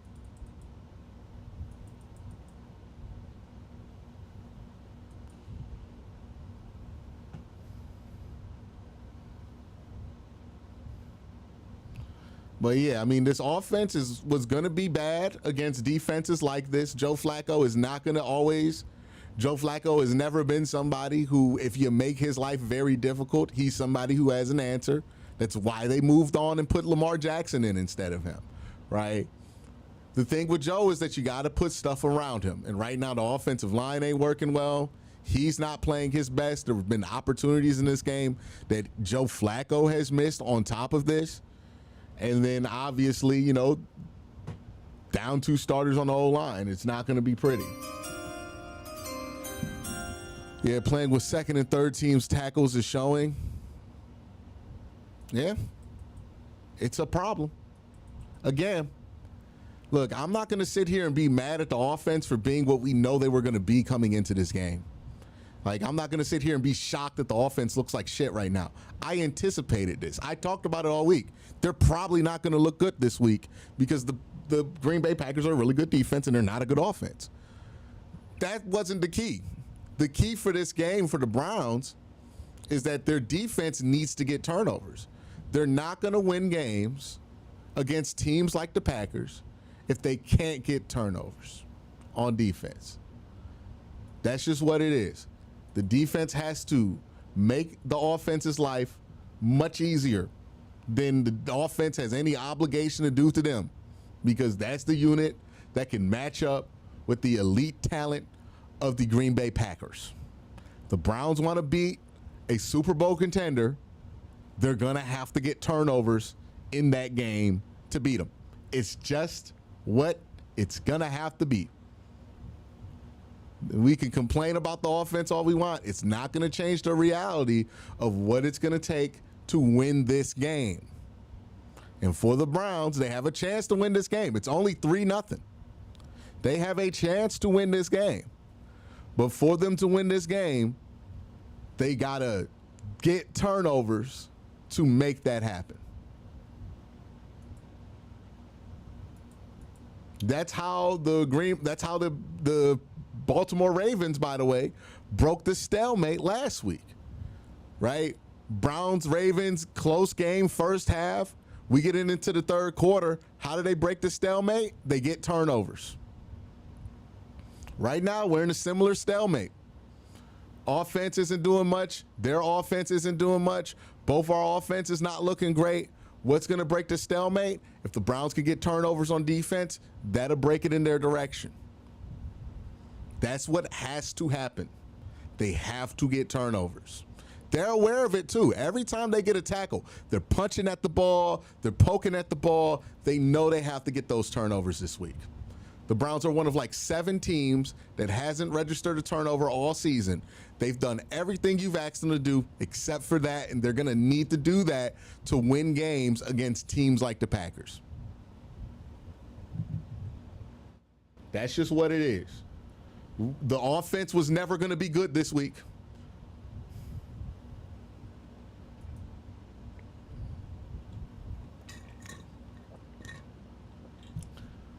You can put in whatever quarterback you want to. They're probably not going to look great this week with 2 backup tackles in there and being overmatched on talent offensively versus defensively. It's a tough situation for any quarterback. Joe Flacco looks like Joe Flacco, which is to say he looks pretty mediocre. But we knew he was mediocre when we signed him. We got to stop asking Joe Flacco to be the spectacular one here. He's mid. He's mediocre. He's what it is. He's not great. But if you want to win this game, it's not up to that. It's up to how many opportunities can your defense provide your offense to make up for that. It's really what it's going to come down to. By the way, let's check our picks here on Sleeper. Remember, Sleeper is my go-to place for fantasy football, picks, and everything else. If you want to join in on the fun, get a 100% match on up to $100 when you use the promo code Worst Take. We got 4 picks up here, and we've made some progress since the last time we've checked these out. All right, let's look at them. Let's look at them. Jerry Jeudy got 1 reception, so we're inching towards that 5 target for him.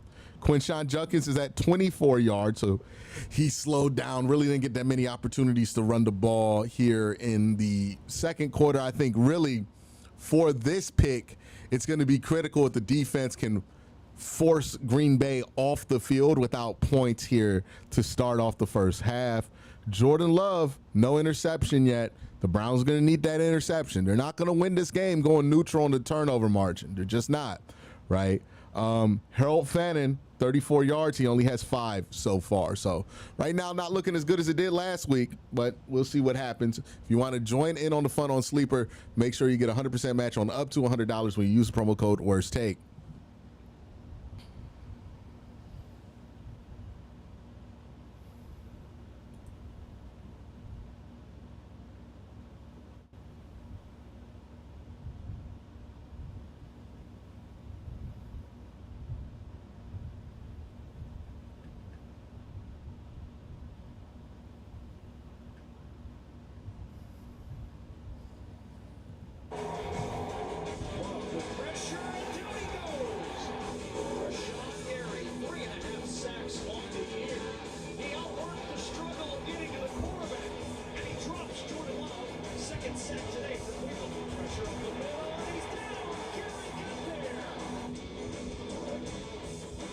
Today's game flow presented by Progressive. The fewest first half points scored in the NFL this season. Green Bay 5 of 8 on third down, but that Browns defense doing what they do. 3 sacks, 8 pressures as we welcome you back into the booth. Daryl Johnston, Kevin Kubler. No surprise we've seen what we've seen from. All right, we're back. No surprise what we've seen from Green Bay. Both of these defenses came in among the best in the National Football. And I think again We aren't asking this offense to be elite, but asking for 14 freaking points. If they can't get that, why even watch? I mean, look, the Packers are probably the second best defense versus the Browns, and the Browns are very overmatched in that matchup. I mean, it's going to be low scoring. Now, maybe they can get 14 points by the end of this game, but getting 14 points and a half, being on pace for 28 in a game, it's just not going to be realistic. Wrapped up as he gets to the 26-yard line. Allison, what did you heard? Where's below rock bottom, switch to Gabriel? I don't think that's going to change anything and do you any good for the future. Being exposed without DeJuan Jones in this game, we have to be helper aware on that side of the ball. But this is the type of game he expected, and he said, now we need our defense to go in there, get a takeaway, special teams to give us a field advantage. And for Matt LaFleur and Green Bay, he said our biggest issue, we cannot protect the quarterback. We have to block better up front. Plus, the false starts, penalties really hurt them in that first half. 4 penalties for Green Bay, 4 for Cleveland.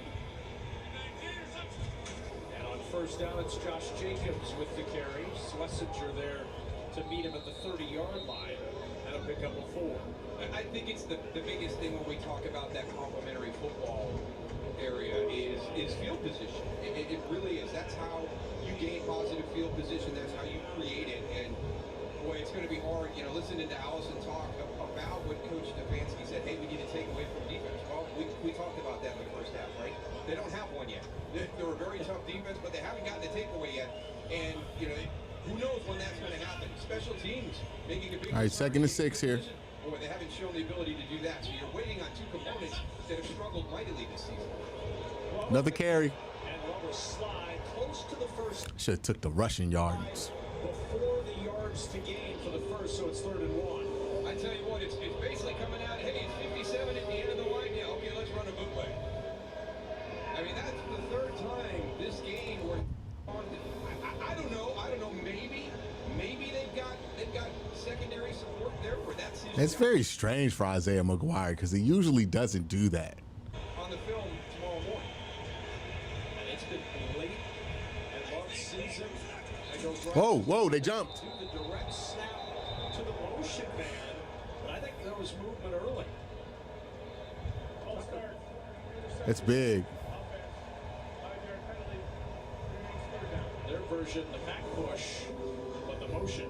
Yeah, you watch the left guard move before the ball is snapped. You see right there, Jordan Morgan jumping that snap count. So you get a little bit of a break here. Let's see what Myles Garrett and those boys up front can do. They need a big one right here. That's 3 today on Morgan. 36.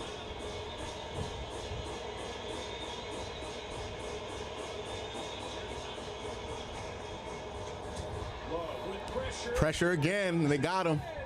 Isaiah McGuire and Malik Collins. With the sack. A loss of 5 on the play. That's huge. 4th Cleveland sack of the afternoon. Well, this is why it happens, right? You're going to have 3 guys. Look at the Dude, are you serious?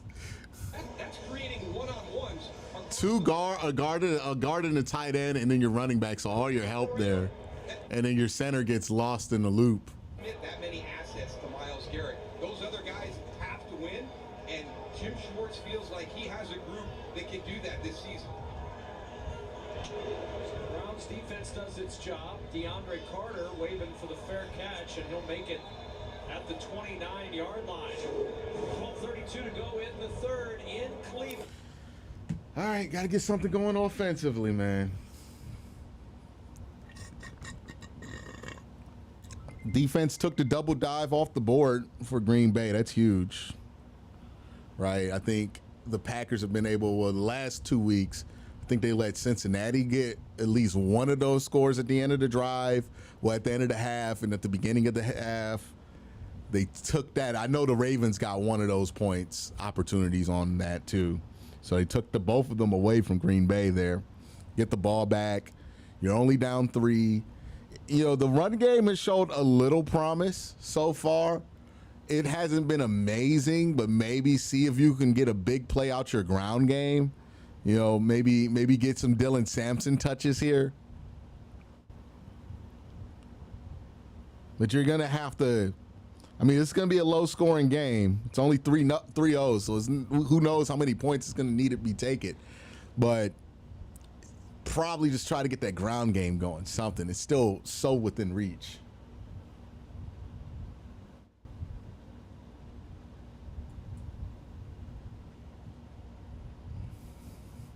Yeah, look, I know people are complaining about the fair catch on the pretty returnable ball. I don't trust special teams. I'd rather special teams just get the ball to the fucking offense. What I don't need is somebody to decide they're going to make a big play on special teams and fumble the ball and some bullshit happens, swings this game the other way.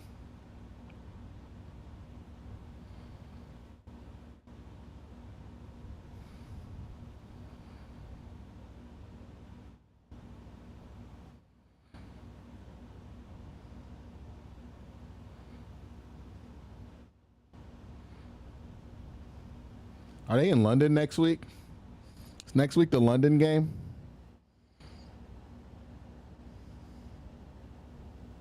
No, they're in Detroit next week. Fun. Let's see what version of Detroit's defense shows up on Monday Night Football. So at least you're getting them on a short week.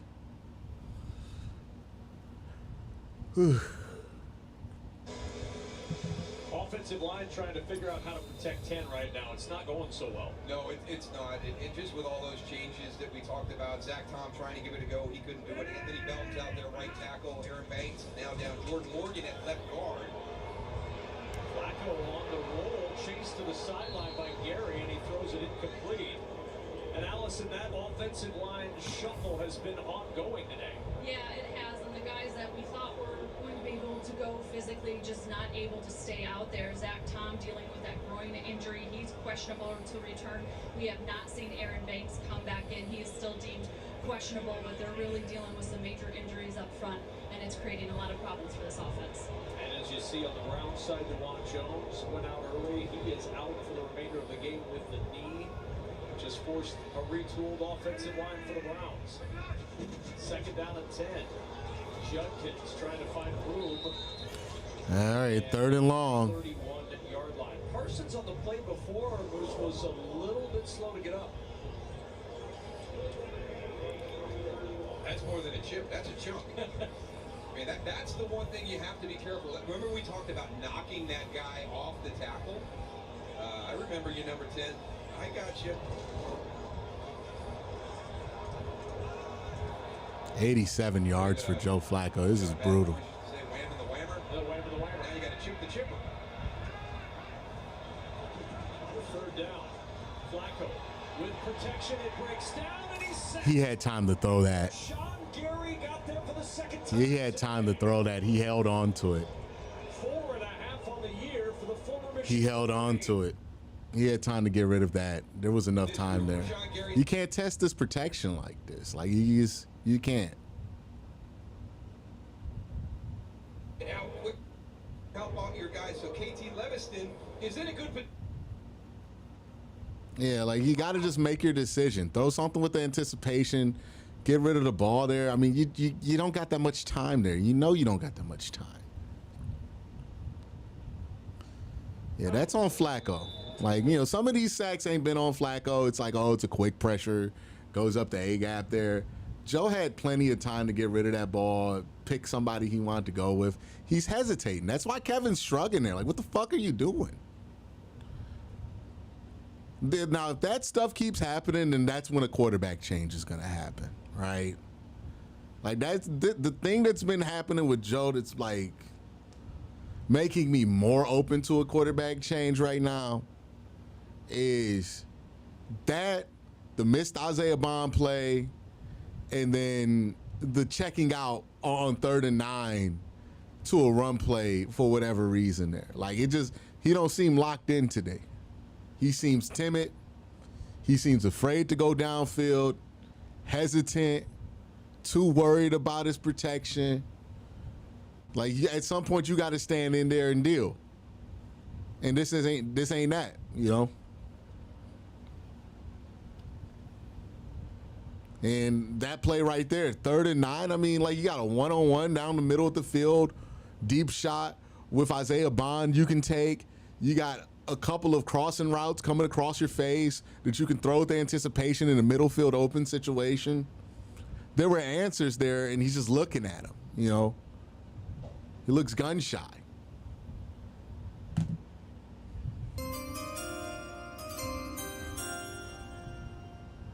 If he's hesitating, just bench him.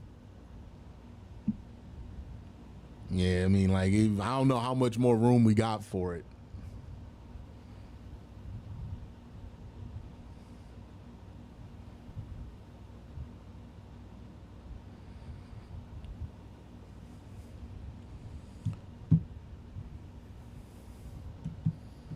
Because that's the one thing Joe Flacco wasn't doing, was hesitating, right? Like, that's what we could trust. He's going to be able to be willing to throw that dig downfield. Right now, he's playing like Dorian Thompson-Robinson. You know, he's playing like early season Deshaun Watson last year. Like, he looks afraid.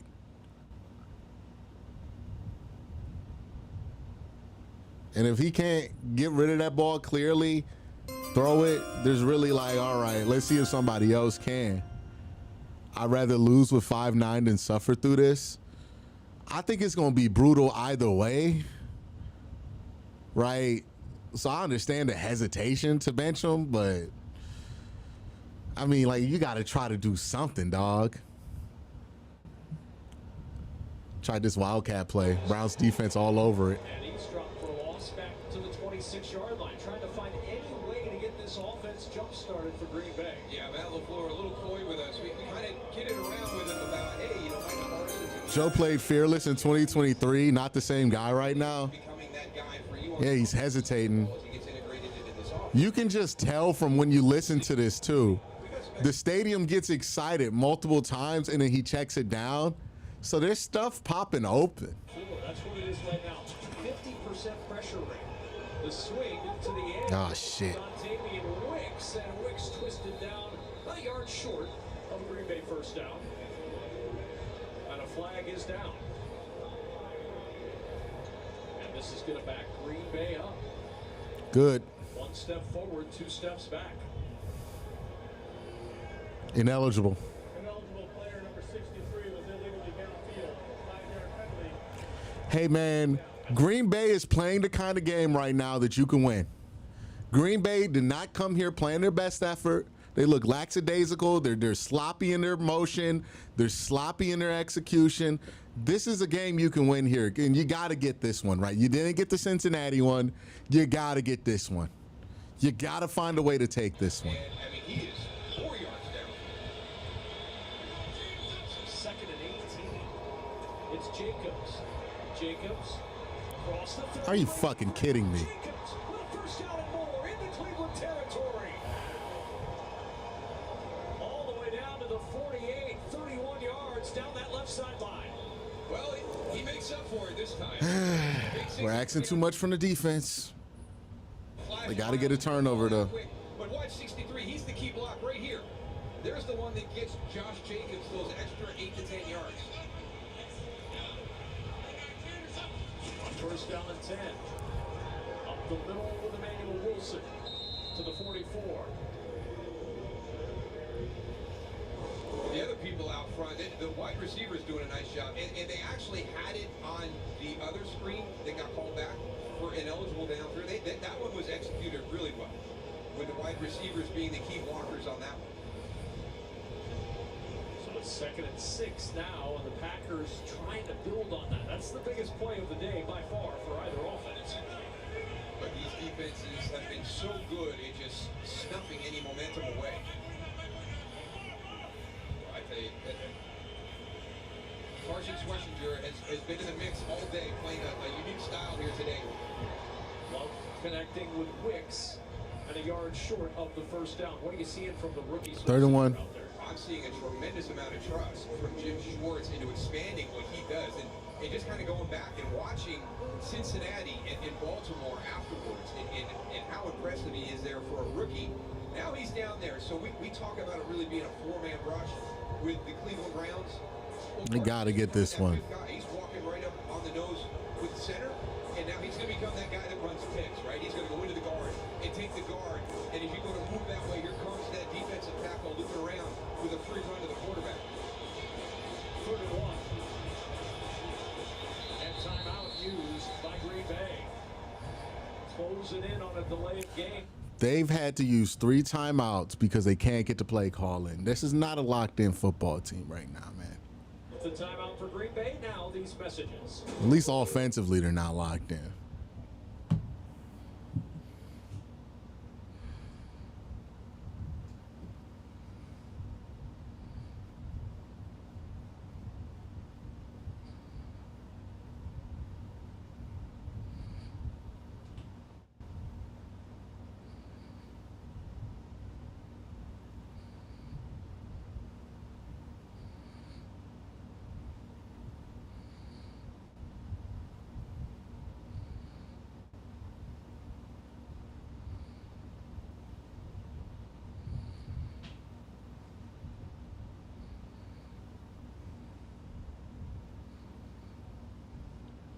All right, 3rd and 1.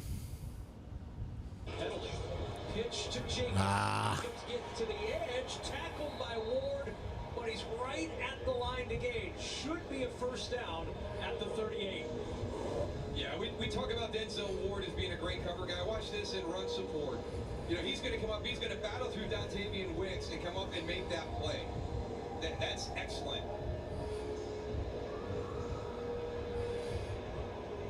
Just enough with the fall forward for the first down.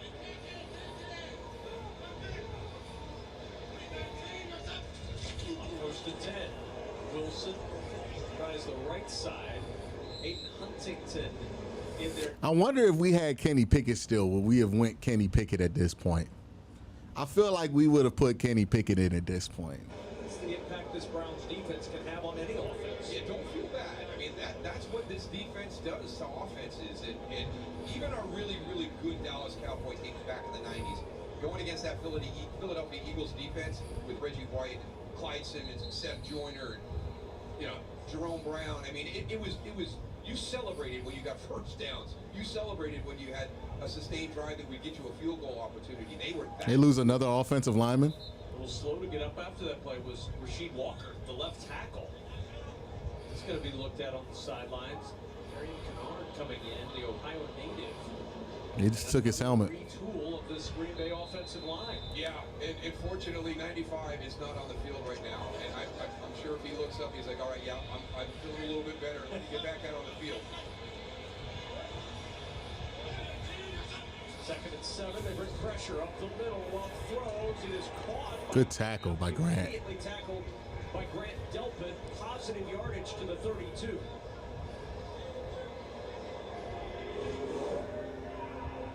Oh, his helmet fell apart. Equipment malfunction. That might have been what kept Rasheed Walker off the field. Popped a couple of screws there and attached the face mask. So it's 3rd and 4. Handoff Wilson. First down into the secondary.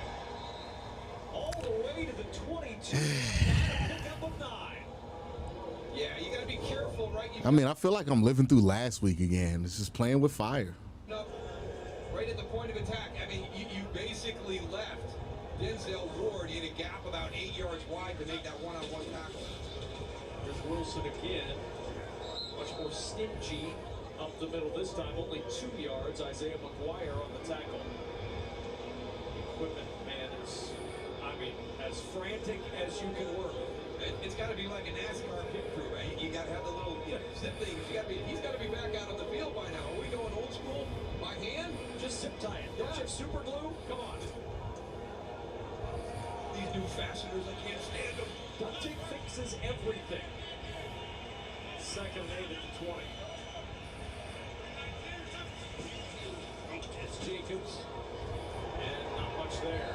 It's hog-tied by Malik Collins and yanked down after just a 1 yard. All right, 3rd and long. Collins has played some really good football for these Browns. He really has. Time and time again, you know, we heard it in week 1, getting ready for week 1. What a surprise it was. He's really flashed at a really high level, and that makes this front so dangerous. But we've seen the focus that you have to place on Myles Garrett outside, and then you've got Malik Collins, who's on the inside. Walker no longer a screw loose. He's back out there. 3rd down and 7. Love over the middle. Fits it in. Wicks with the catch. It's first. We're playing with fire. Playing with fire. Now we're going to be down maybe 10. No offensive juice at all. Eyes a little bit off right there for Miles Hardy. Don't know why his eyes and his posture were to the outside. And Greg Newsome's down. And now an injured Brown, Greg Newsome, going down at the goal line. Looks like cramps again, similar to what Denzel Ward had last week in Baltimore. Kind of the same temperature here today, so hopefully just a case of cramps. They'll tend to him. We'll step aside.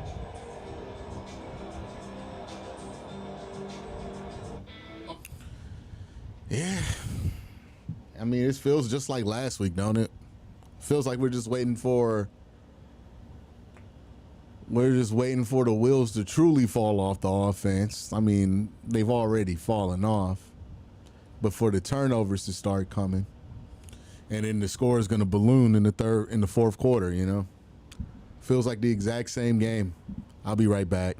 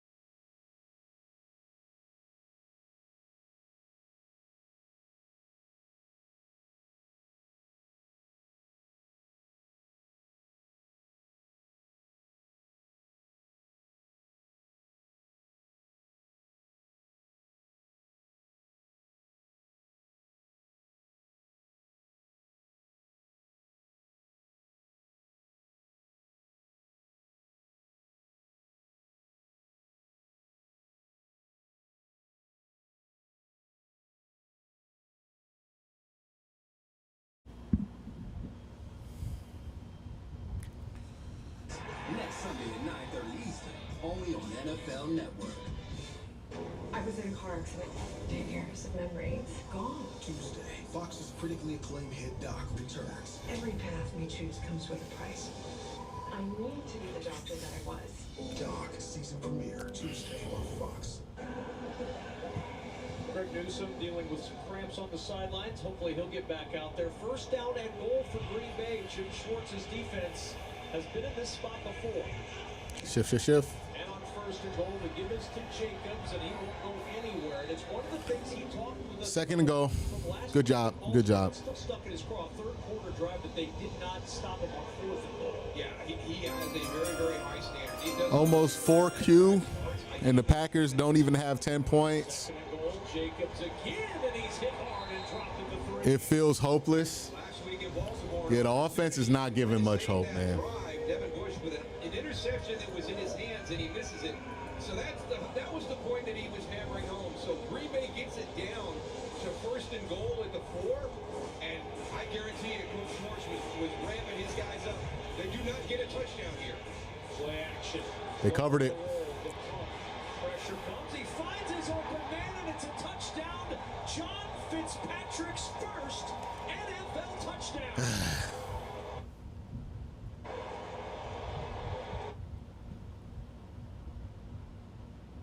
And because you can't get any pressure onto Jordan Love. Well, they got pressure on Jordan Love. That wasn't the problem. They went back, knew the boot was coming. They covered it pretty well here. Schlesinger got a little greedy there, right? Schlesinger got greedy. He didn't think it'd go to Fitzpatrick. Kind of moved off his man there.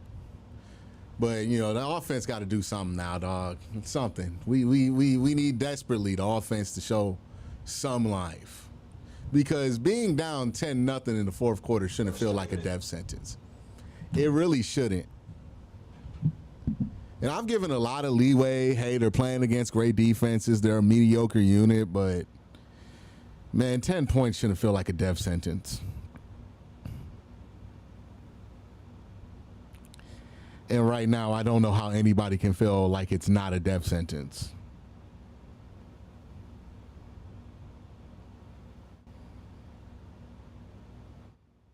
Let me catch up on that super chat I missed while I was peeing. No, Grant was doing the right thing. You don't want to open up a pass lane, right? You want to clog up the lane as much as you can. It's Schlesinger that's got to do a better job covering up the tight end there.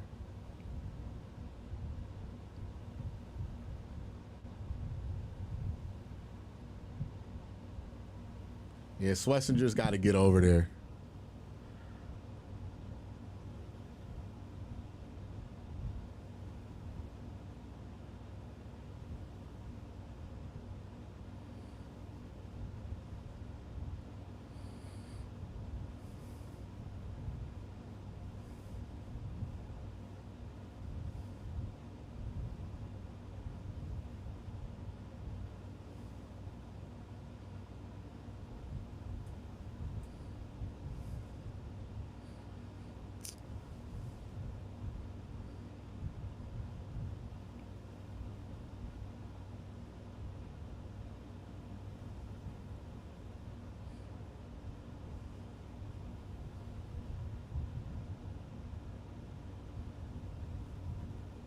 Okay, I got that one. Cool. 14 points really shouldn't be this hard. It really shouldn't. It really shouldn't. I mean, they should have at least 10.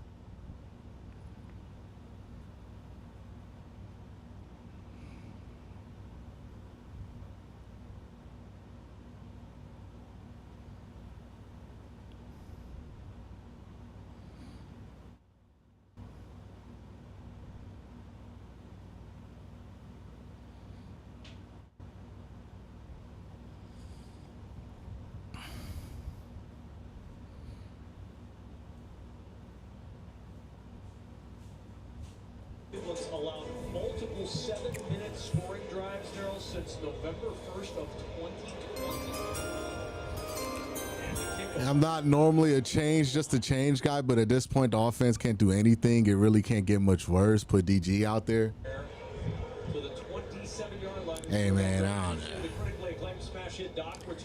Again, I'm not convinced it's going to change anything, but I can't blame people for wanting to do it.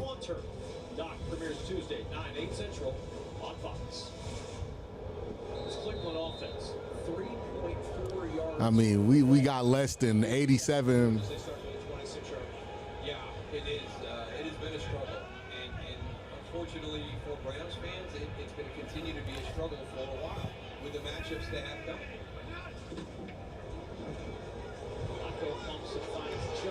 I'd rather him like put the ball at risk more often than play like this. If they go 3 and out here, they got to switch the quarterback. I doubt it. With this offense, but one of the reasons you started Joe Flacco was this schedule. Yeah, I mean, absolutely brutal coming out those first 6 weeks. You can see toughest first 6 games in the NFL. Now, we understand what the plan is, but at some point you may have to adjust that plan, because really, to me, you know, with the injuries in the offensive line, we have to wait now for Quincy Judkins to really kind of get into stride. If that's the offense that we want to be. There we go.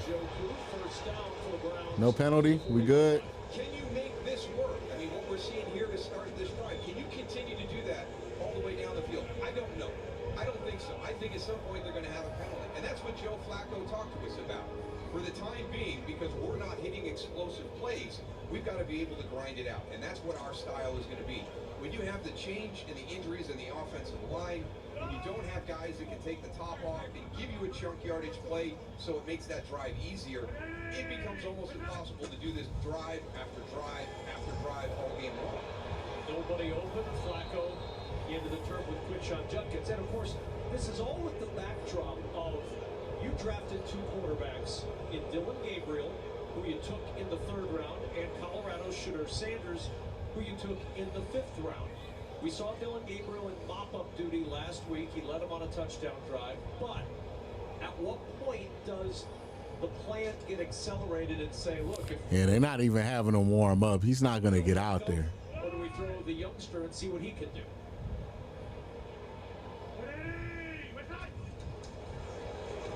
Judkins. Judkins, a good run out to the 46, picks up 6 yards. And the hard part is we know how good of an arm Joe Flacco has. He's a deep ball guy. He's that stretch play action. You know, I don't know what the mobility. This is our nemesis. The 50-yard line is our fucking nemesis, dog. Every time we get to the 50, we do something dumb. And Isaiah Bond, another one, just like Quincy Judkins, is a late addition to the team during training camp because of legal issues that he had prior to the draft. So it's been challenging on a number of different levels for this offense. 3rd and 4, Flacco down the side. Oh, my God. Isaiah Bond open. I feel so bad for the defense. This offense is bad. When you get an opportunity, there's so few far in between. You miss it, and the Bluebirds come out. Yeah, you cannot miss these. Your margin for error is so small that Yeah, you just got no margin for this kind of shit, man.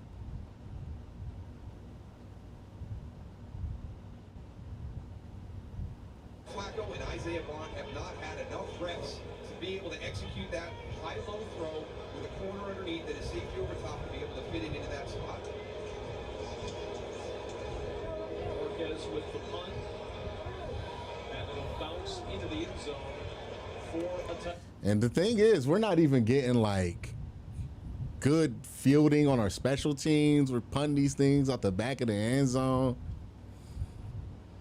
It's a shame because Green Bay is giving you an effort you can definitely beat. What's the flag? We'll sort it out. It looks like it's on us. Only way for me to watch the Browns is through Sunday Ticket and question why I pay sometimes. Shedeur Sanders, and it was going to be Joe Flacco's job. That was the worst thing that could have been there for this offense, especially with the injuries that happened during the course of camp, and then the uncertainty coming out of camp. There was nothing definitive. You didn't really get an opportunity to learn a whole lot, so you're kind of forced into this position now, where the safe thing to do is to throw Joe Flacco into that rugged schedule. Unnecessary roughness, number 31 of the kicking team. 15 yards and you got it to the end of the play. That's bad. That's bad. It's going to give him the ball at the 35. Did. So 15 yards added to the field position of Green Bay. And now we're making mistakes out of frustration. Yeah. It should not feel like this when you're down 10 points, man.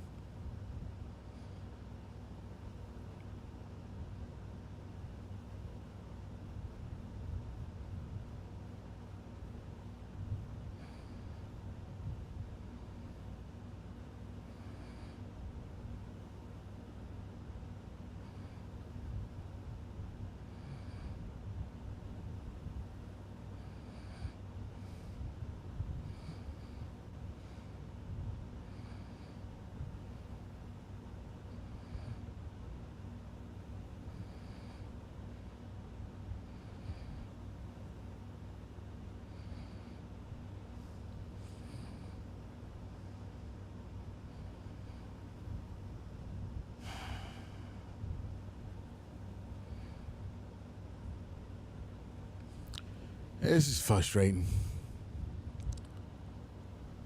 I mean, outside the defense getting the pick 6, I feel like this game feels too far away from us right now. We can't get past the 50. Every time we get to the 50, something dumb happens. I don't know. It feels like switching a quarterback here. Like, sure, it's something. It just feels like you're just sacrificing whoever that quarterback you throw out there, Dylan Gabriel out there, just for the fuck of it, man. I don't know. I'd rather have Jameis out there. At least he was trying to move the ball. Like, I would rather have Joe Flacco throwing a bunch of interceptions putting the ball in danger if he was being aggressive and attacking downfield. I can't live with this, man. Like check downs, the one time you do throw downfield, you're inaccurate. It's excruciating, man. It's painful.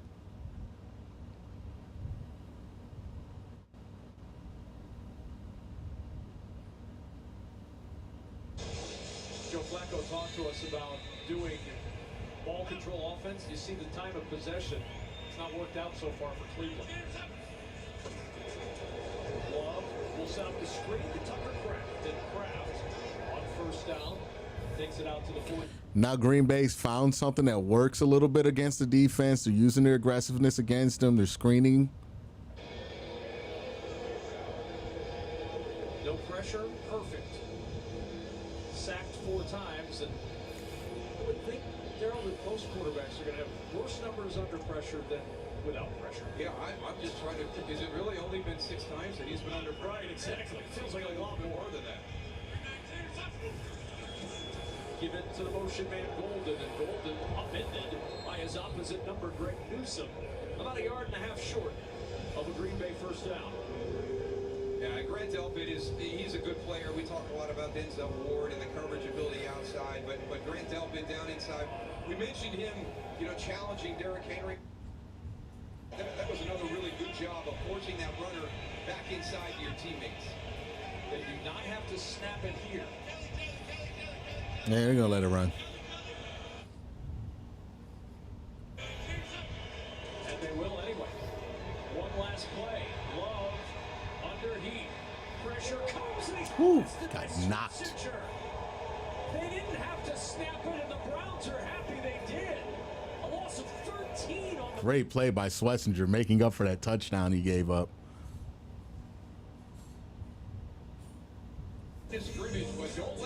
Man, they're trying to do something to create a turnover. They're trying. It's just they can't get one. And honestly, they're putting the quarterback in the ground too much to even get opportunities for turnovers. Like, I don't know what the fuck what the answer is here. Like, they just got to play better offensively at some point. And it just don't feel like that's happening.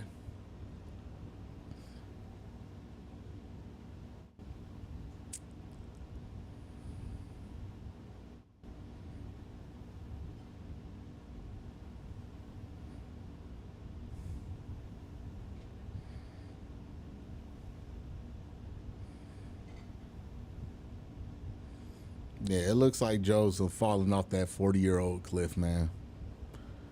I don't know. They're going to get the ball back. They're only down 10. It's a still very winnable game, technically. But I don't know, man. The offense is not giving you much room to hope.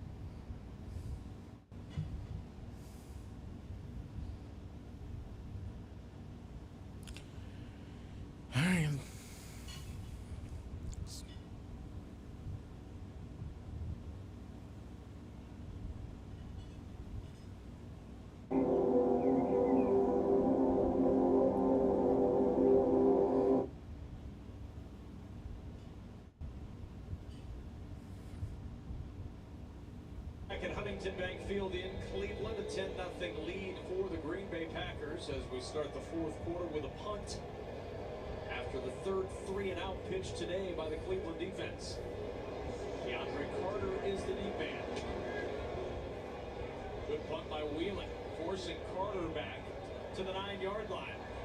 Carter on a diagonal to the sideline, yanked down from behind at the 15 by McDuffie. Let's go back to that third down play. Yeah, you kind of wonder why they're going to try and squeeze this one in. Keep your eyes on Carson Schwessinger after the clock. We're going to be right down. So when you see the 0, then you look to see if the ball was snapped. I think it's going to fit the NFL's definition that is a legal play. But we were wondering, hey, Matt LaFleur, does he want to throw another challenge? He had a successful one earlier in the game on 12 men being on the field. I challenge that we did not get the snap up in time.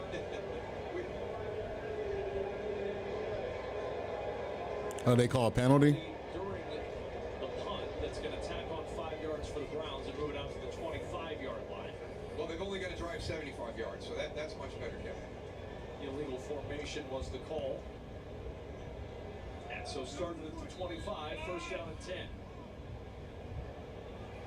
And 118 total yards today to the Browns on offense. And on first down, it's Judkins who falls forward for 2. When you look at this offense, you ask a lot of questions. We had a conversation about the quarterback, which will continue to be had, but where is the big play in this offense? There just isn't one. Flacco checks it short. That's Fannin, the young tight end who's been quiet today, and took a yard short the first down. We thought maybe Harold Fannin Jr. was going to be one of those guys because we were told he's getting a little bit more of the wide receiver route tree introduced in to try and create that explosive play. But to do it, you've got to be able to protect. You got to be good up front. You've got to be able to know your assignments, pass games on twists, be able to come up with creative ways to stop a Micah Parsons, and be able to hold that ball a little bit. The catch and run style, that ends up being an explosive play to David Njoku, but they've just really, really struggled to find any type of those. Heavy formation, extra lineman in on 3rd and 1 for Cleveland. Play action. Pressure up the middle from Quay Walker, and Flacco heaves it downfield. Bond didn't know it was coming. We're going for it.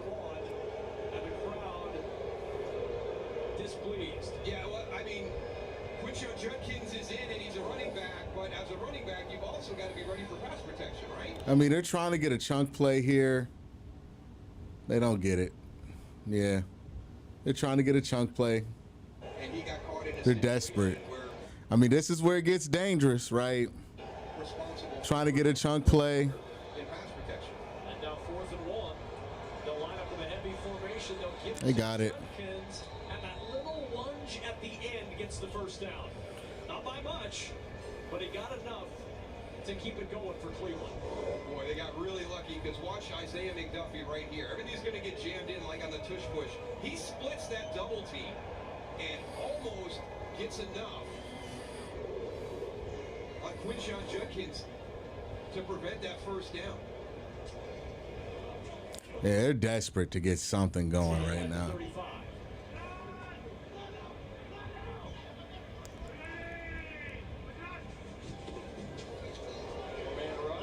Oh, Lord Jesus. He wanted Njoku, but Cooper jumped that one. Everything is short, everything is underneath, and those linebackers are taking advantage, trying to come away with some free ones. Yeah, they are jumping everything. If you got a double move in this off. Yeah, it's like DTR again, man. Like, everything's short. They're hopping on it. Sees it, he knows. I mean, Jerry Jeudy pops open with the leverage that you get. Like, what are we doing? Flacco, good protection this time, and he misses Jeudy. Jesus Christ. Nate Hobbs in coverage of Jerry Jeudy, and it's 3rd and 10. And we were here week 1 against the Bengals, and even then the 2 interceptions were balls that were down low, and the receivers trying to make the catch and popping them up, and interceptions. He ain't got it, man. On those deflections. So, again, kind of like we talked about with that shot down the sideline to Isaiah Bond, there's opportunities out here, but we're not executing our offense the way we should be at this stage of the season. Flacco airing it out down the sideline. Oh. And diving attempt made by Push off. Flags all over the place. Yeah, they're calling a push off. Gonna get an offensive pass interference call. Yeah, you can't extend the arm. My teammate Michael Irvin was unbelievable. 2017, but with a good defense with Flacco out there, it's just bad. Like it looks like shit. You just hold your elbow up and keep it bent, but you can't do that. It's hands to the face. I mean, Tillman, you can't do that. But if you can let him get close as you're running to track that football and just keep him at bay with your forearm. I mean, Michael was a master at getting away with pass interference.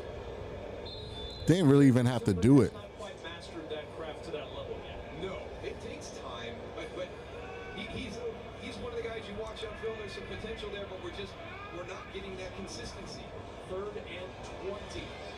Flacco tosses short. Fannin breaks first contact, and Fannin down at the 36-yard line. Still needs 9 for the first down. There is a flag down. Probably on the Browns. Far sideline. Oh, okay. Micah Parsons. Another chance at 3rd down. You can see number 1 at the top of your screen there. Neutral zone is the length of the football. You cannot have anything in there on the offensive or defensive side of the ball. And he is always pressing that line of scrimmage, that neutral zone area.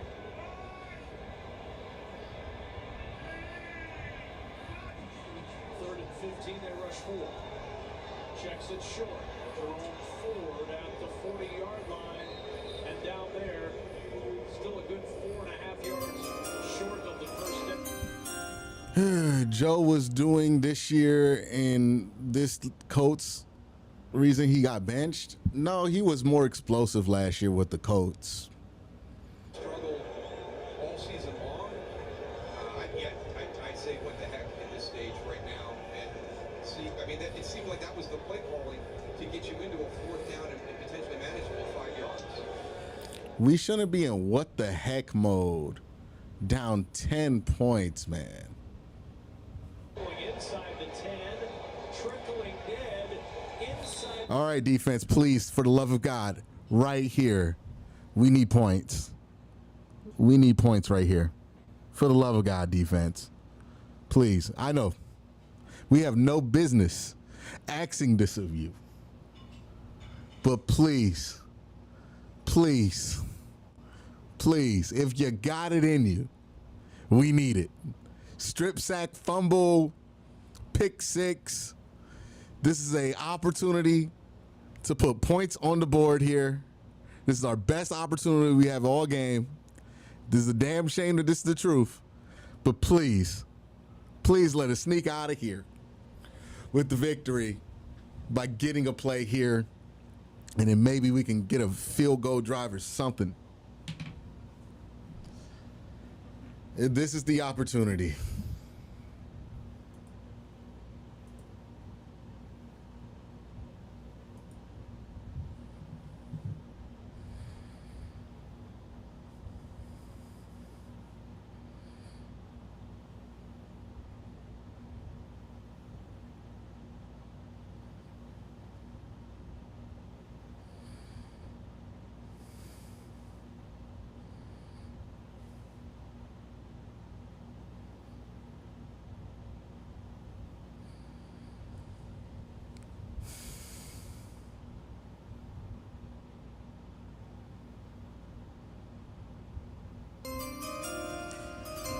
I hope Miles scolds the offense and the presser. No, that's stupid. Why would you want that? That's dumb. That's dumb.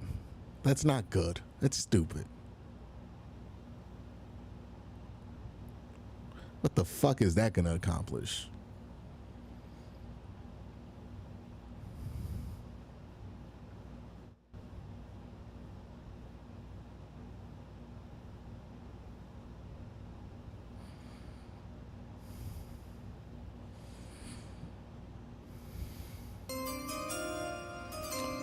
In Myles Garrett's name, I pray, amen. Thank you for the super chat, Christian.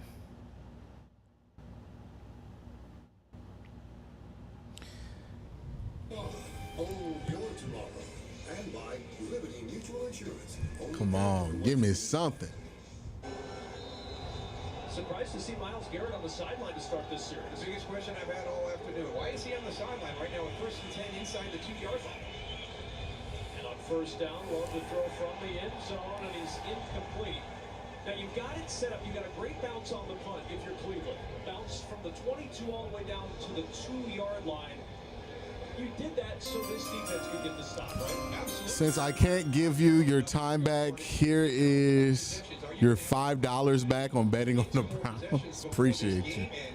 They elect to punt the football. You can't execute it or get lucky and execute it as they did here. Now this defense, they have to do a 3 and out on this series to get the football back to their offense in good field position. Jacobs up the middle, and Jacobs gets a couple. Out near the 5. Diamante in there on the tackle.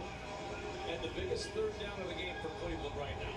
Without a doubt. And you know, is it Tucker Craft? Tucker Craft has had a really nice season, had a big game last week, just 2 catches for 11 yards today. He's out in the slot. Is that who you're going to? Get these nuts. Come on. From the end zone down the side. Oh, no. The nuts didn't work. That's game. Q, the closest we got to an arm punt in the drive, 60-plus yards, opportunity. Yeah. Yeah, I agree. I'd rather have Joe Flacco putting the ball in danger than this. Getting over to Matthew Golden needed to have a little bit of help with the outside corner running with him. I tried. A little bit closer to the sideline, but a breakdown in assignment I tried. on that deep completion from Jordan Love. Started to rain here in Cleveland. 34-yard pickup for Matthew Golden and a first down. Jacobs swallowed up in the backfield. Here's the thing that makes me concerned. Joe Flacco looked like the best quarterback at Browns practice, man. Like, what do these other two look like? And the confidence right now with a rookie on the outside to take that shot down the field, get that explosive play to get you off your own goal line. An opportunity for this Browns defense to really help out their offense that needs as much as possible. Well, the Packers looking for wide receiver. Christian Watson still out after the ACL rehab, and they lost Jaden Reed this week with the broken collarbone. He's now on IR. Love, buying time, too tall for Jacobs. Incomplete. And before the third down, Carissa's got a game. 3rd and 11. The Eagles down 12. Jalen Hurts, second touchdown pass of the day. This one back shoulder throw to A.J. Brown. His first of the year. Eagles cut the deficit to 5. Kevin? All right, a 5-point game there. 10-point game here. And another. Now it's raining. 3rd and 11 for the Packers. Browns bring in 6 defensive backs. 10 for 15 on 3rd today for Green Bay. Pressure, Jacobs, a little too tall again for the running back. They'll keep this game close. It's 4th down, and the Browns do coach the punt. All right, man, but it's going to be Joe Flacco back out there.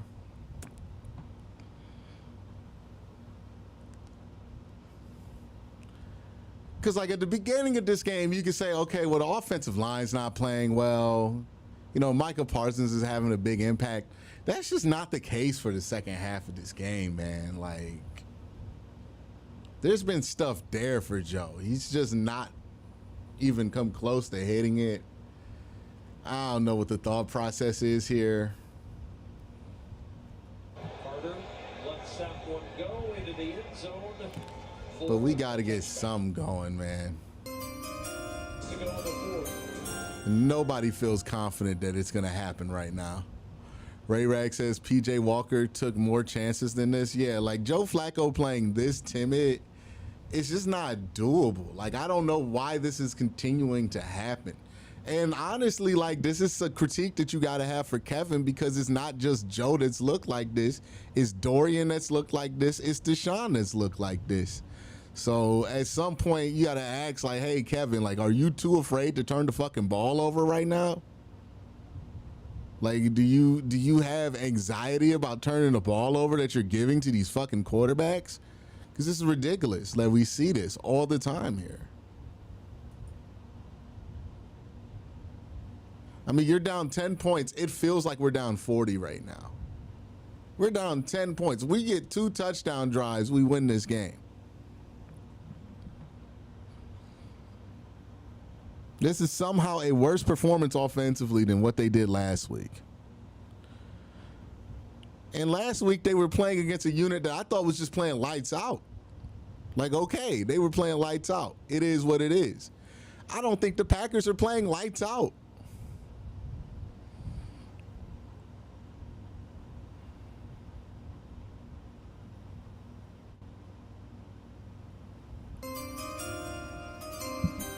I'm a Kevin guy, but he's going to get himself fired. I don't know, man. They seem pretty committed to him. But this isn't a good look for him. Like, I don't know if this is on him, but it's a bad look at the very least.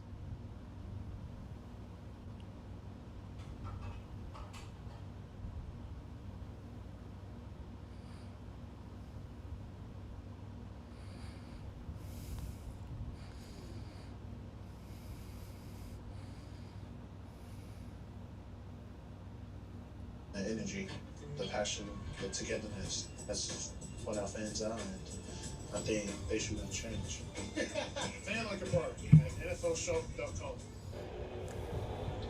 9:26 to go in the fourth, a 10-0 lead for Green Bay, and the Browns start from their own 20-yard line.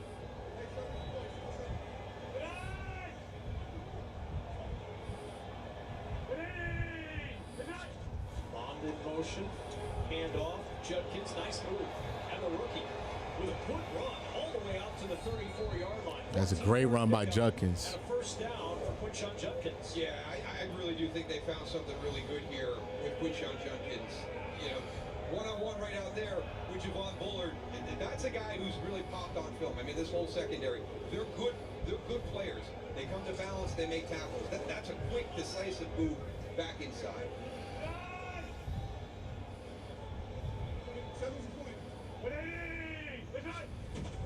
Bond in motion. Judkins with a hole. Judkins Oh, go. Go. down the left sideline. Judkins out of bounds inside the Packer 30 at the 28. Some life. Williams finally caught him. A 38-yard run, and the Browns are alive. Yeah, you just get everything washed down, and you've got trouble getting safety support. So you're going to see number 7, Quay Walker, and Andrew Cooper inside. Safety's dropping down to the other side. Wash him. His vision.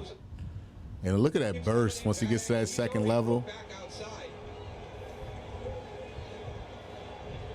87 yards now for Judkins. First down and 10. Flacco, pressure coming from Parsons, dumps it off to Ford. Ford able to slip out of contact in the backfield and get back near the line of scrimmage. A gain of 1 as we saw that pressure from Micah Parsons. We check in with Allison Williams. Yeah, and it's worth reminding people that Parsons didn't join this team until right before the start of the season. So week 1, we saw him play about 45% of the defensive snaps. Week 2, 68%. You expect that number will be higher today, and this will be a conversation they will have through next week, which, of note, against Dallas. But come the bye week, that should no longer be a conversation. All right, Allison, thanks so much. Flacco finding Fannin on second down, and Fannin. Big play by Fannin. First down, and it's the rookies leading. All right, come on. Come on. Finish the drive. Boy, this is impressive effort. Just individual efforts by Quincy Judkins and Harold Fannin Jr. This is just a little curl pass. That should be taken down right there for no gain. That's just great extra effort by Harold Fannin Jr. He broke tackles from Walker and McDuffie. Two pretty good tackling linebackers. First down and 10. Motion across, hand to Judkins up the middle. Judkins ran into Carl Brooks. And Brooks said nope. Bowling Green native Carl Brooks. And here's where it gets hard, and it's been a struggle for this offense. We talked about We can't waste a ton of time here. We still need to get the extra score. It's finishing down here. It's so hard in the red zone. The good positive is a strong run game really helps you out. And with Quincy Judkins, you know that's a plus. Jerome Ford's still in that lineup right now, though. Second and 9. Could not get Tillman's attention to send him in motion. Flacco looking for the end zone, incomplete. Well over the head of Fannin, and it's third down.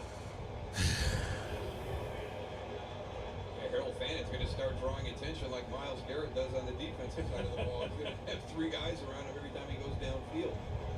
He came in with the second most catches by a rookie tight end through 2 games, tied with the great Keith Jackson, only Brock Bowers last year. All right, come on, big part of this game here. Offense show life for the first time all game. Judy motioning out to the bottom of your screen. Flacco looking for Tillman, and it's Tillman didn't get released. here comes a flag. There you go. The flag is thrown, and it's going to be Yeah, they held him. That's going to be a first down. first down. Holding number 20, 20 defense. 5-yard penalty, automatic. Well, that is a giant penalty flag late in this game. Huge mistake.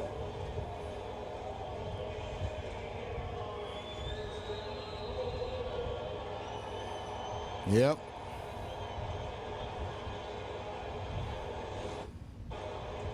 Didn't really have a lot of jerseys. Let's just run this. Legal contact beyond the 5 yards. So it is first down, goal to go for Cleveland as a result of the penalty. And it's Judkins to the 5. You're back on it. On the tackle. Second and goal. Don't forget that clock. 5:50 to go in the 4th. And Yeah, you need another possession, one way or the other. it's not exactly been an easy process to drive down the field for this Cleveland offense. Can't expect a 38-yard run every series. Second and goal. 8th play of the drive. Started back at their 20-yard line. And off Judkins. Little jump cut. Parsons the tackle again. At the 4. Let's get back on. Come on. Down and goal. Let's get in gun. Kind of interesting watching this. Micah Parsons on the outside working against. Yeah, Devontae Wyatt blew that one up. That's double team right there. He's a very good run defender as well. Sun came up. Fan in the motion man. Flacco looking, throws, ends on off the fingertips of Jerry Jeudy, and there's a flag. Okay. Keyshawn Nixon on the coverage. All right, we got to score soon here, guys. That's going to be at the goal line.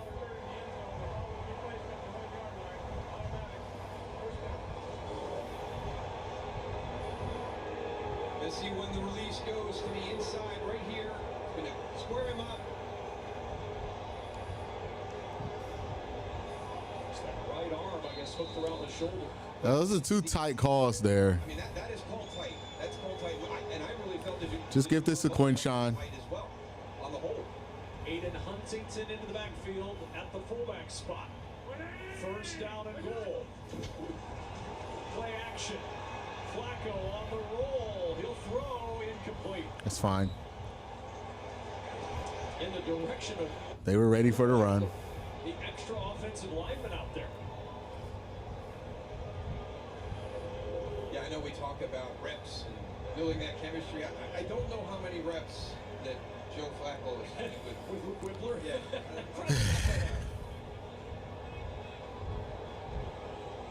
Well, Whippler will stay out there. Maybe this is his opportunity. Former 6th round pick by Cleveland out of Ohio State. Huntington in motion. The defensive lineman. Judkins, the carry. Judkins down at the 1. There's literally no way 0 or 12 could even do less of an effective job at running this offense, throw the ball with anticipation. Joe can't do that. I mean, they could do the same thing the Browns are doing, but, like, turn it over. There's a worse level to this, but I'm not trying to imagine that. What a killer. Damn.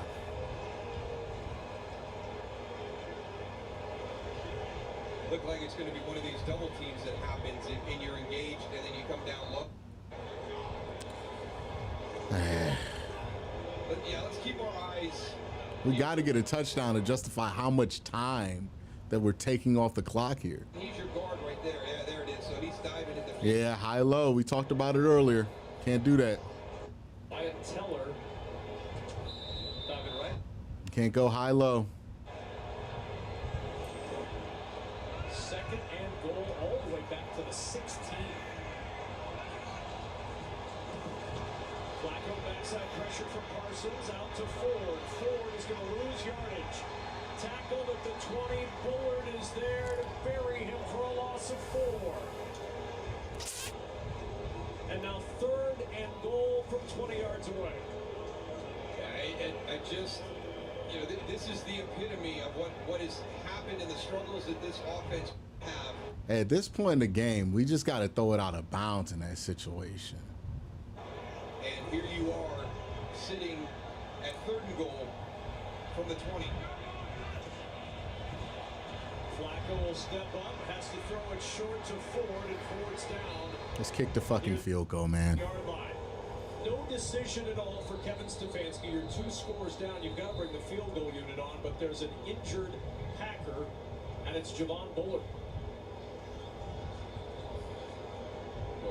Yeah, the Green Bay medical staff was out there in a flash.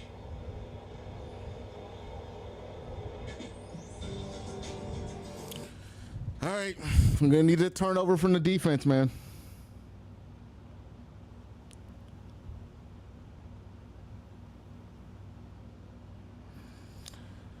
Well, we're gonna need Smith to make the fucking kick first, so let's not act like that's a guarantee.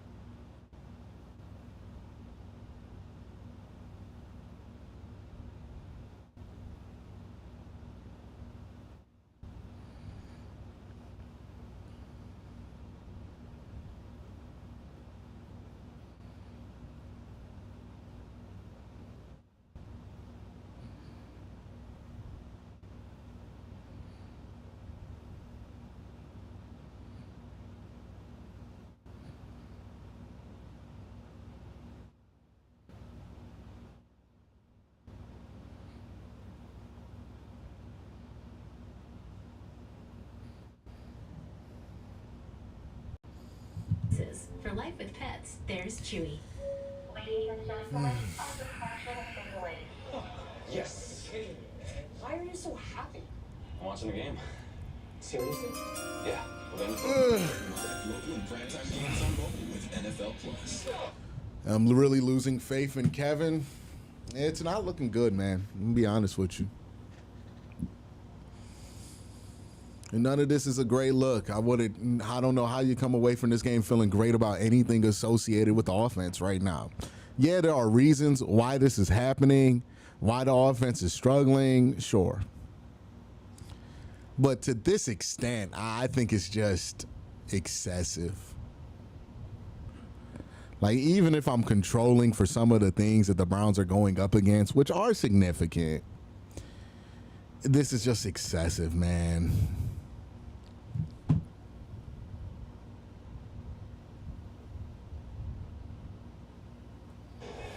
Javon Bullard being helped to the sidelines. Looked like he collided with his teammate, Quay Walker, trying to make the tackle. Yeah, coming in to make the hit, and then the point of contact changes. You can see that violent collision right there with Quay Walker. 35-yard try for Andre Schmidt, and the field goal for the former Syracuse Orange is good. All right, defense, we need a big 3-and-out, a turnover, something. Long drive ends in 3. But if you're a Browns fan or Kevin Stefanski, you're wondering and thinking about what might have been. Coming up next, it's America's Game of the Week live from Chicago. Dak Prescott and the Cowboys go to Soldier Field to take on Caleb Williams and the Bears. Some will see the Cardinals and 49ers. That's coming up next, right here on Fox.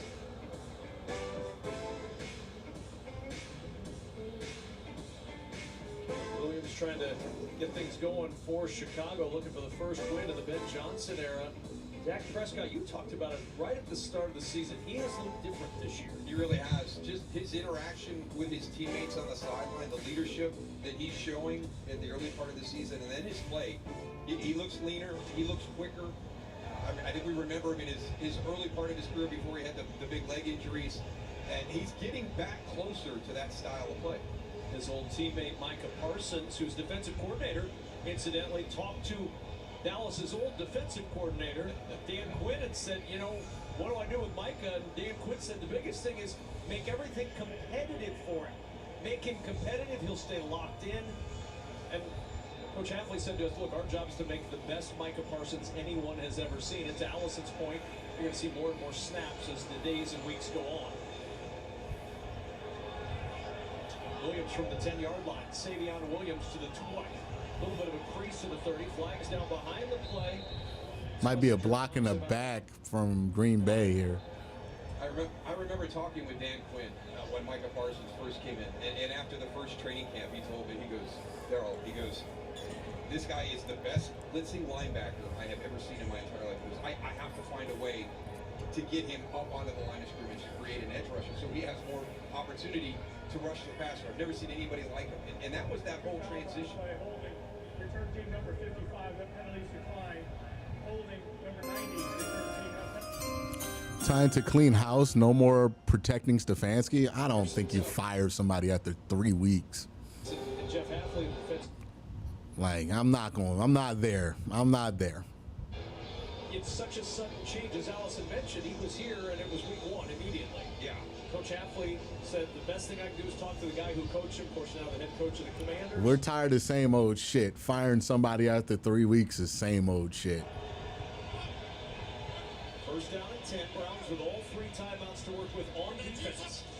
Golden, the motion man, gets it on the jet sweep. Trying to get to the edge. And Golden picks his way through a little bit of traffic. And a timeout is called by Kevin Stefanski. His first.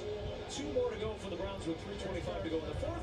We get a game break with Carissa Thompson. Thank you, Kevin. Letting you guys know what's coming up next. America's game of the week. Dak off that thrilling overtime win against the Giants. Takes the Cowboys on the road to Chicago, facing Caleb Williams and a Bears team looking for their first win of the year. It's all coming up next. It's America's game of the week. Kevin? All right, Carissa, thanks so much. A 10-3 ball game here. Joe Flacco hoping for one last chance for the Browns offense. It's going to lean on this Cleveland defense, which has not been a bad place to lean over the first 3 games of the season.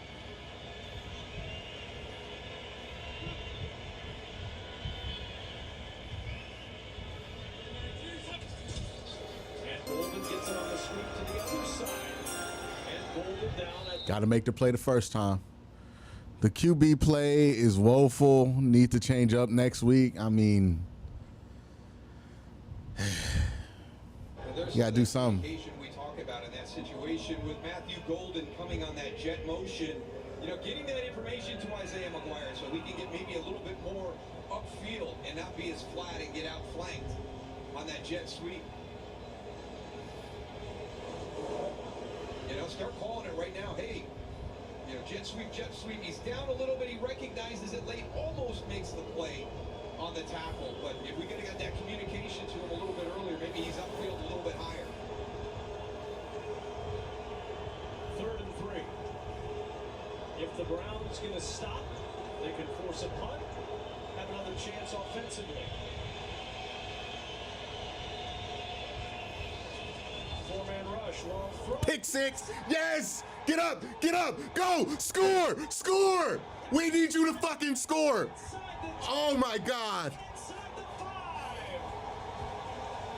The first Green Bay turnover of the season. The first Cleveland takeaway of the season. Desperately needed that. First and goal, down a touchdown in the 4th. Yeah, just a breakdown in communication, not seeing what you thought you saw cleanly. He's out there. They desperately needed that. Great catch by Grant. A poor decision by Jordan Love. You saw all of the Cleveland defenders in that area. I think that he felt that Grant Delpit would run with Tucker Kraft, and he dropped him and slid right back into that throwing lane on the slant. First interception for Love. All right, Quincy. Since November 17th of 2024 in the regular season. And it's first and goal from the 4. Flacco looking to cash in to the end zone. Wow. Wanted Tillman, tripped up by Evan Williams. They'll inch closer for another first and goal. Pass interference, number 33. Defense, foul occurred in the end zone. The ball will be placed at the 1-yard line. Automatic first down.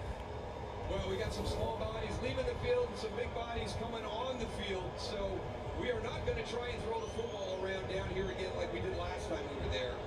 And yeah, just a lot of contact outside. Easy call for the officials. But hey, if you're the Packer defense, we just did this on the last possession. We need you to effing score. I'm dying. We do. Flacco turns. Got it. Got it. Make the extra point. Make the extra point. Honest to God, do you go for 2?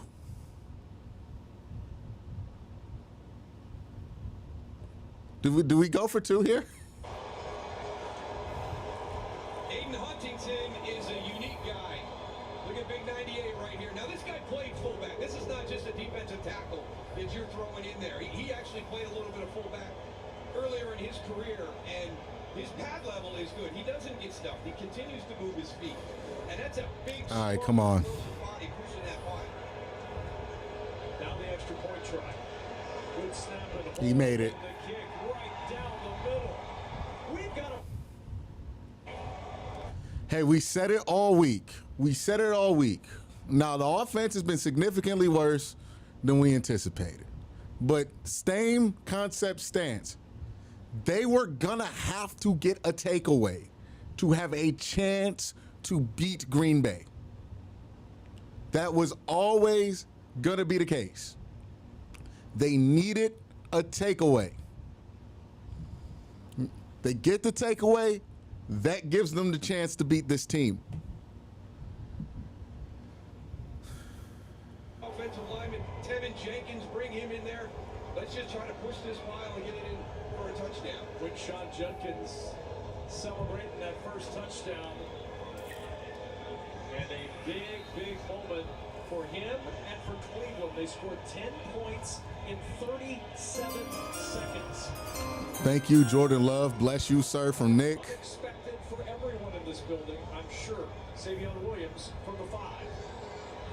Williams across the 30. And Williams, a good return. Still fighting for yardage. On his feet and pushing the pile all the way to the 40-yard line. So a short. All right, Myles Garrett.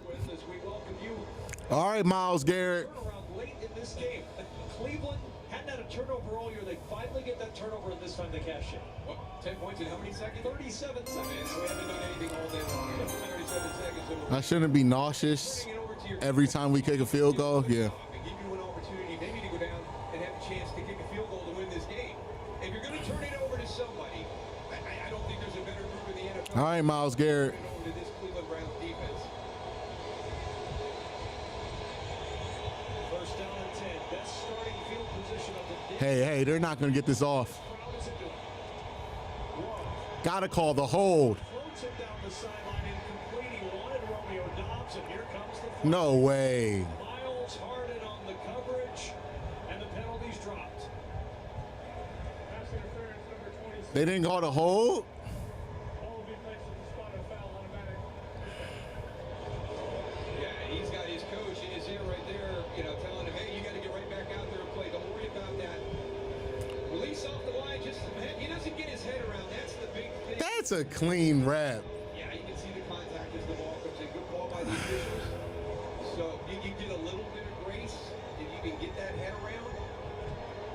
But right there at the point of the catch. They're going to run it here. 20 combined penalties today. Play action, Love floats it out.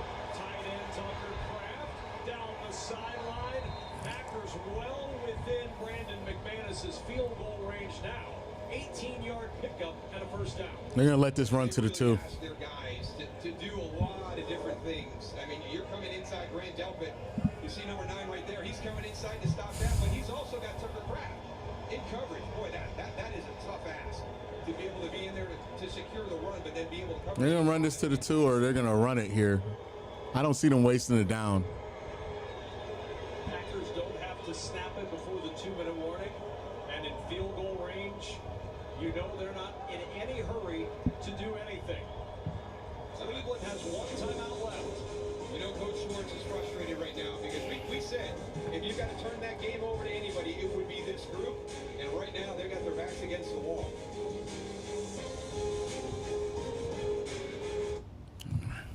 Green Bay looks like they're still going to throw it here, so there's a chance you could still make a play, push them back a little bit, make this field goal more difficult.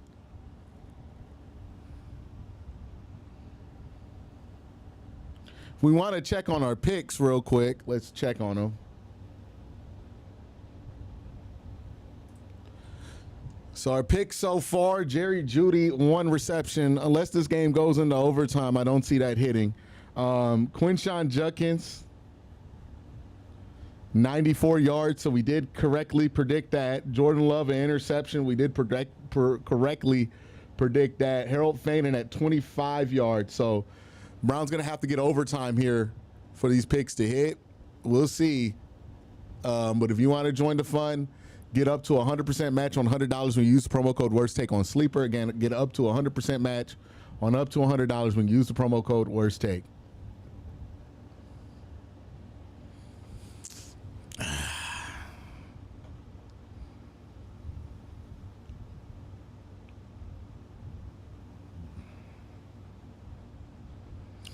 Oh, the Vikings put in Brosmer. It's an ass whooping down there. Let's check some scores real quick, too, before we get to the rest of this game. Bengals losing 48-10 right now to the Vikings. The Rams are up 26-21 with the Eagles in the red zone. Colts up 41-20 on the Titans. Jaguars, Texans tied at 10. Steelers 21-14. The Bucks are up 26-13 on the Jets. And the Raiders are down 16-34 to the Commanders without Jaden Daniels.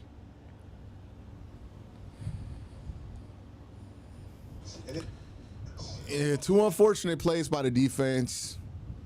Start off this drive, right? The pass interference puts them in positive territory. You didn't get the greatest punt coverage, kick coverage too on the kickoff. And then, you know, you allow a screen to go 20 yards here. So tough spot here. First down from here. Set up in field goal range. The handoff is Jacobs, and Jacobs gets a yard. The ball may have popped out late. Timeout is going to be used. It's covered by Green Bay. Jacobs still with the football. And Cleveland will use its final timeout. Yeah, the ball did pop out. Great job. We mentioned him last week, an opportunity to get an interception in the Got to get that. down at the goal line. And almost has a great play there, punching that ball out. Does he have it? That's the question. At the bottom of the pile, does Bush have that football? Crowd thinks he does. Defense thinks he does. What is it on the field? I think he does. Maybe this will show us. Great punch out by Devin Bush. Now he's right on top of it. He's pulled it into his body. Boy, that looks like his gloved hand on the top of that ball. It's under 2 minutes. There will be no coach's challenge. It's a booth review. Ruled down on the field. Browns are saying they've got it. We've not seen anybody leave the field for the Packers offense, though. I mean, Devin Bush punches it out. It's on the ground. He grabs it and goes to pull it towards his body. Josh Jacobs is kind of sitting on his side trying to reach out and grab it.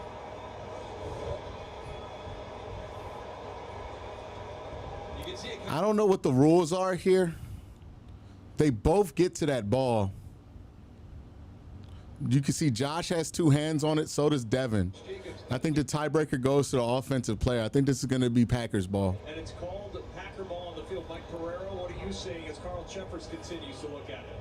Yeah, this is the play where you've got to see the clear recovery. Is the ball out? It does appear that the ball is out. But again, there's nothing that was ruled on the field, so there was no official ruling as to who recovered the ball because they ruled him down. So now you got to get a clear recovery in the pile. You've got to see it. See who has possession. Who comes out of the pile doesn't count. It's can they see, who's got it before it's in the pile. Otherwise, it just stays. If they can't determine that, it will stay as the run. I think it's too close to call here. With Mike's description right there, it really looks like Devin Bush has the best case. It does. It really does. But there's not a great look with all those bodies on that pile of any clear recovery, at least from the angle we saw. Now, Carl Cheffers, for a moment, was about to take the headset off. I will say there are a few Browns offensive players trickling out onto the field. So it's clearly a fumble. By Devin Bush. Yeah. The yellow glove by Jacobs. Yeah, I don't think we're getting this. But does he have the ball? Yeah, right, correct. And who has the ball in there? Does he have his glove on the ball, or does he have the ball? Yeah, we ain't getting it. Can understand the length of the review. This is a mammoth play. After review, the ruling on the field stands as called.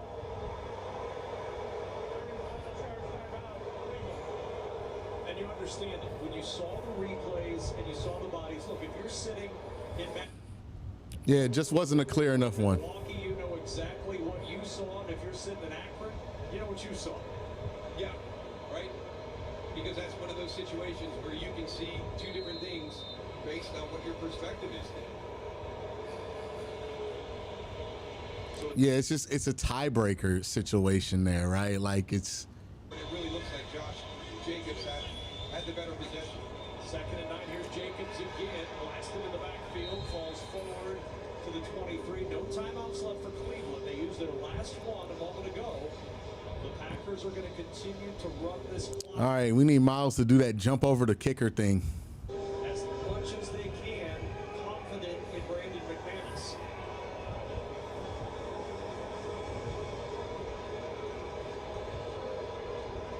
McManus has 9 game-winning field goals in his career.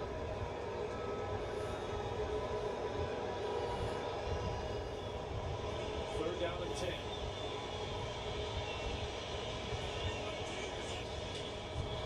Jacobs again, we have flags. Yeah, that's going to back him up 5. And it's going to stop the clock. Ball start, number 63, offense. Cleveland declined the 10-second portion of this foul. Third down. As you can understand. They said the game clock for 112. 112, please. Back it up to the 28-yard line. If they hadn't had that penalty, they could have gotten this clock down to about 30 seconds prior to that penalty. That was a huge mistake. 3rd and 15. Love turns and gives to Jacobs again.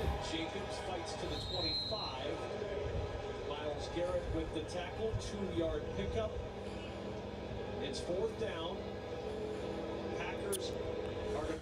They're going to run this down to like 26 seconds, and they're going to call a timeout. 27 seconds before they use one of their 2 remaining timeouts to get Brandon McManus and the field goal unit out there to try to grab a late 4th quarter lead. But what an answer, though, by Green Bay, Harold. After that touchdown, the momentum had shifted with the interception. I mean, it's like a 36, 40-yard field goal. This is a gimme for a veteran kicker. The concerns, right? On the road, in this environment, with the dog pound, and how would we perform? And really, for the majority of the game, I don't think they played to the level that Matt LaFleur expects his team to play on the road. But when it mattered the most, in the scenario that you just described, this team was able to have a great kickoff return, They got him out into great field position, and then just kind of built on that, dodged a bullet with that fumble, with a possession with Josh Jacobs over Devin Bush. But I think, depending on what the outcome of this kick is right here, Matt LaFleur was probably not happy how his team responded on the road here earlier today. But just a great job with everything on the line. A 43-yard field goal try for the lead. On the right hash, Daniel Wheeler got a hold. Oh, we blocked it! Pick it up and score! Pick it up and score! The Browns get the swat and turn the Packers away. Special teams finally came up with something positive. Was that Denzel Ward? One of the areas that we talked about when we were visiting with the Packers, it was penalties and it was special teams. The big hand inside, number 93, Shelby Harris. He's made a career of doing that play right there. He's the block god, right? Shelby Harris is the block god. That's what they call him in training camp. Huge play there, getting around the corner. Block from one side, and then Oh. score is on the other. And now Micah Parsons. Micah Parsons is going to nudge them all into Packer territory. It begs mentioning, Andre Schmidt hit a 61-yard field goal in the UFL 2 years ago, but we saw him in week 1. He missed a field goal and he missed an extra point. You're getting close to where you would try the long one for the win in regulation. And we saw him going this direction at 58. Struck it well. We felt maybe he's right on that 61-yard area, even here outside the 61-yard in the UFL. Get out of bounds. Ari Thrash out of bounds at the 45. They're getting close. But what a great story, right? A tough offseason for Andre Schmidt. He lost his mom a few months ago. Comes out his first opportunity to kick in the NFL and basically cost the Browns the game against the Bengals. Kevin Stefanski decides to stay with him as a bounce-back game last week, makes all his kicks, and here he is now on the cusp of getting an opportunity to win this game. 2nd and 2. Flacco floating it down for Judy. That's fine. 25. Clock stopped. That's fine. 12 seconds left. Valentine and Hobbs flanking Judy on that sideline, and now 3rd down and 2. Just outside the 45-yard line. Remember, no timeouts, so if you catch this in bounds, you probably don't have time to get that field goal unit out there. No, you don't have time. You can do it in about 16, but you cannot do it in 12. So a 3rd down and 2. Flacco sets over the middle. It's caught by the Go down. But this ball has Spike to it. spike quickly. Can they get set? 3 seconds. They do. And spike it with 2 seconds. Hey, gotta hurry up. Only 30 seconds. Only 30 seconds. Only 30 seconds. Come on. They're gonna call a timeout probably. They do the clock scenario. We've been talking to the coaches about that during the course of the season, and you're right on 12. Right on 12 about it. Great job by everybody here getting up, getting into the position to get it down, and give Andre Schmidt an opportunity. 55 yards. All right, Schmidt. And a timeout used by Green Bay. Their last timeout. All right, Schmidt. His career long at Syracuse was 54. He won the Lou Groza Award as All right, Schmidt. in the country as a freshman. Went to camp with the Bears in 2023, didn't stick. Ended up in the UFL. Went 19 for 21, hit that 61-yarder in May of 2024. Was on the Browns practice squad late last year, but had never kicked a field goal or an extra point in the NFL in a regular season. Come on, Schmidt. And he had his struggles in week 1. Let's be smart here. Opportunity for Andre Schmidt is right now. 55 yards for the win.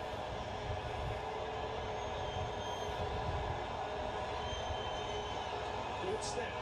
Good hold. Oh, he's got it. He's got it. There's a flag. There's a flag. What's the flag? What's the flag? What's the flag? To give the Browns What's the flag? The flag on the sidelines is going to be offsides again. All right, let's go. Let's go. Mr. Schmidt, you beautiful bastard. Congratulations to Kevin Stefanski. Wow. Tough decision to stay with. We've been talking about it all season. Yeah, we know the offense sucks, but special teams, it can't be negative. It has to be positive. The defense has to be getting turnovers. And what happened in the fourth quarter of this game? I spent all week preaching to you. To win this game. What were they going to have to do? They were going to have to make special teams positive, and they were going to have to get turnovers, and that's what happened in the fourth quarter. We stole this one from them. Let's go. Let's go. We stole this one from them. Celebrate their first win of the year to Philadelphia. That's huge right there. Right now on Fox. That's huge.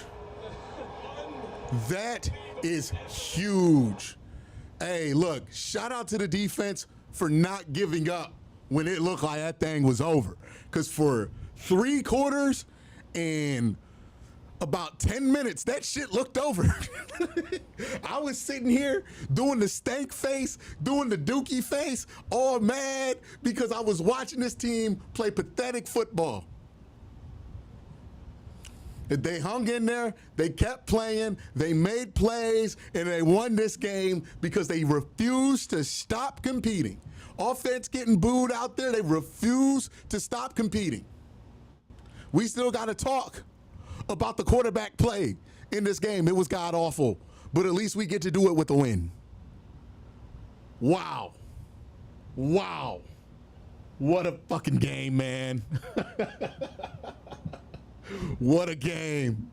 What a return for Andre Schmidt. Look, you cost us one in Cincinnati. You got us this one back. We ain't got beef no more, Mr. Schmidt.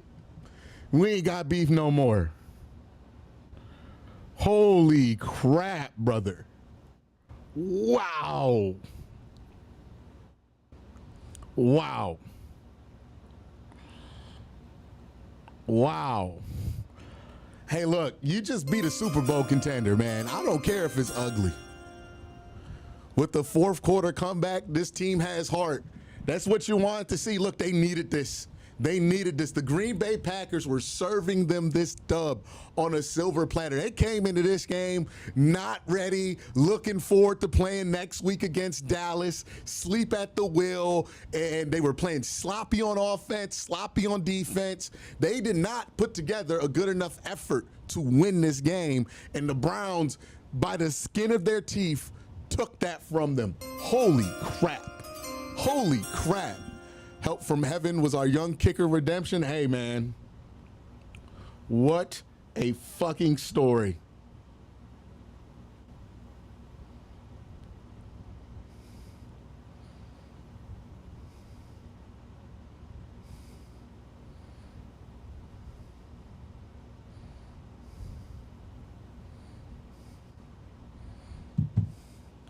Wow. Wow, wow, wow. Wow, all right, I gotta get live on Bleacher Report real quick. They were horrible for 55 minutes, but it's the last 5 minutes that counts. And look, that's why having an elite defense is just such a benefit to you, because the Browns offense gave them no chance, but the defense just kept this game within punching range for them consistently, and that was enough to take it this week. And again, the Packers, regular team. This is supposed to be a Super Bowl contending team that you just did this to. So yeah, it could have been cleaner. Yeah, it could have been prettier, but baby, we not playing the fucking Panthers. Let's be real. It's another super chat, Yahoo from Jeffrey. Appreciate the super chat. Boy, we needed this one. I could tell the fan base needed this one. The team needed this one. We need one. Multiple plays made at the end of this game to seal this. Wow. It went from fire Stefanski in chat to make him the mayor. Oh, wow. Go Browns. Absolutely agree with that sentiment. Absolutely agree 100%. Oh, my God. I'm not going to have a voice. Oh, what? Did the Jets just get this one? Returns it into the end zone. And we are tied at 26. What happened there? Wait, what happened with this Jets-Bucks game? Unbelievable. Jets special teams coming up. They wanted Kevin Stefanski out, yet the team stayed behind him. Yeah, they didn't quit. The defense especially. And look, the defense had every reason to get the boo-boo face. Every reason to get the boo-boo face. But they stuck it out. And you know what, Joe Flacco? You played like shit, but you made that one throw to make that a reasonable field goal at the end of the game. So, there you go, right? Quincy Judkins deserves a lot of credit. A lot of credit. We're going to talk about it. We're going to talk about it in just a moment here, y'all. Holy. Browns are always beat a team they're not supposed to. Well, they did it this week. They did it this week. Were you not entertained, Browns fans? That is the question I have for you. Are you not entertained? Boy, this Browns team. There's something. There's something all right. Because this game, despite the difference only being plus 10 at the highest moments, felt like an ass whipping. I was on stream doing the stank face, right? You know the stank face when you're watching it. I was sitting here mad as hell watching this offense go 3 and out, entertaining, putting Dylan Gabriel in the game. I was down #bad. But I'm up, and we up. We back up because the Browns found a way to get this game by the skin of their teeth. Look, as inexplicable as that loss was to Cincinnati in week 1, this win was the opposite of that, right? The Browns took victory from the jaw. Well, the Browns took losing from the jaws of victory in week 1.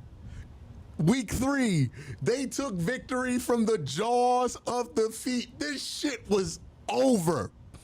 It was over. It was absolutely over. I was doing the stank face. You was doing the stank face. You were probably writing up your thesis on why the Browns need to bench Joe Flacco and just fire everybody, right? Y'all was ready to just burn it all down. And then it happened. It started with the effort of Quincy Judkins, by the way. I don't want that to be forgotten. Quincy Judkins, in that final drive, the only drive, by the way, where the Browns started with a normal possession, not a turnover, and got points. The 3 true points this Browns offense got completely on the back of Quincy Judkins. And the Browns tried to screw themselves out of that. You got to give credit to Andre Schmidt. A lot of people want to replace him with Young Hoku. Young Wei-Koo. I was one of those people. He shut me up. Cool. I ain't going to say it no more. You got it. You got it for the next couple of weeks. Unless you miss a couple of kicks or something like that.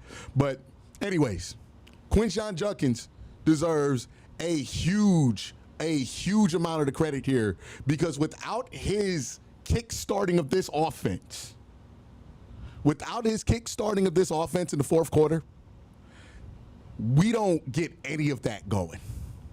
So everybody, I hope I hit the right button. Give a round of applause for Quincy Judkins, y'all. Quincy Judkins deserves it all. This is a certified Absolutely hood classic. A certified hood classic from Quincy Judkins. In just his second game in the NFL. Quincy Judkins, unreal what he did for this offense.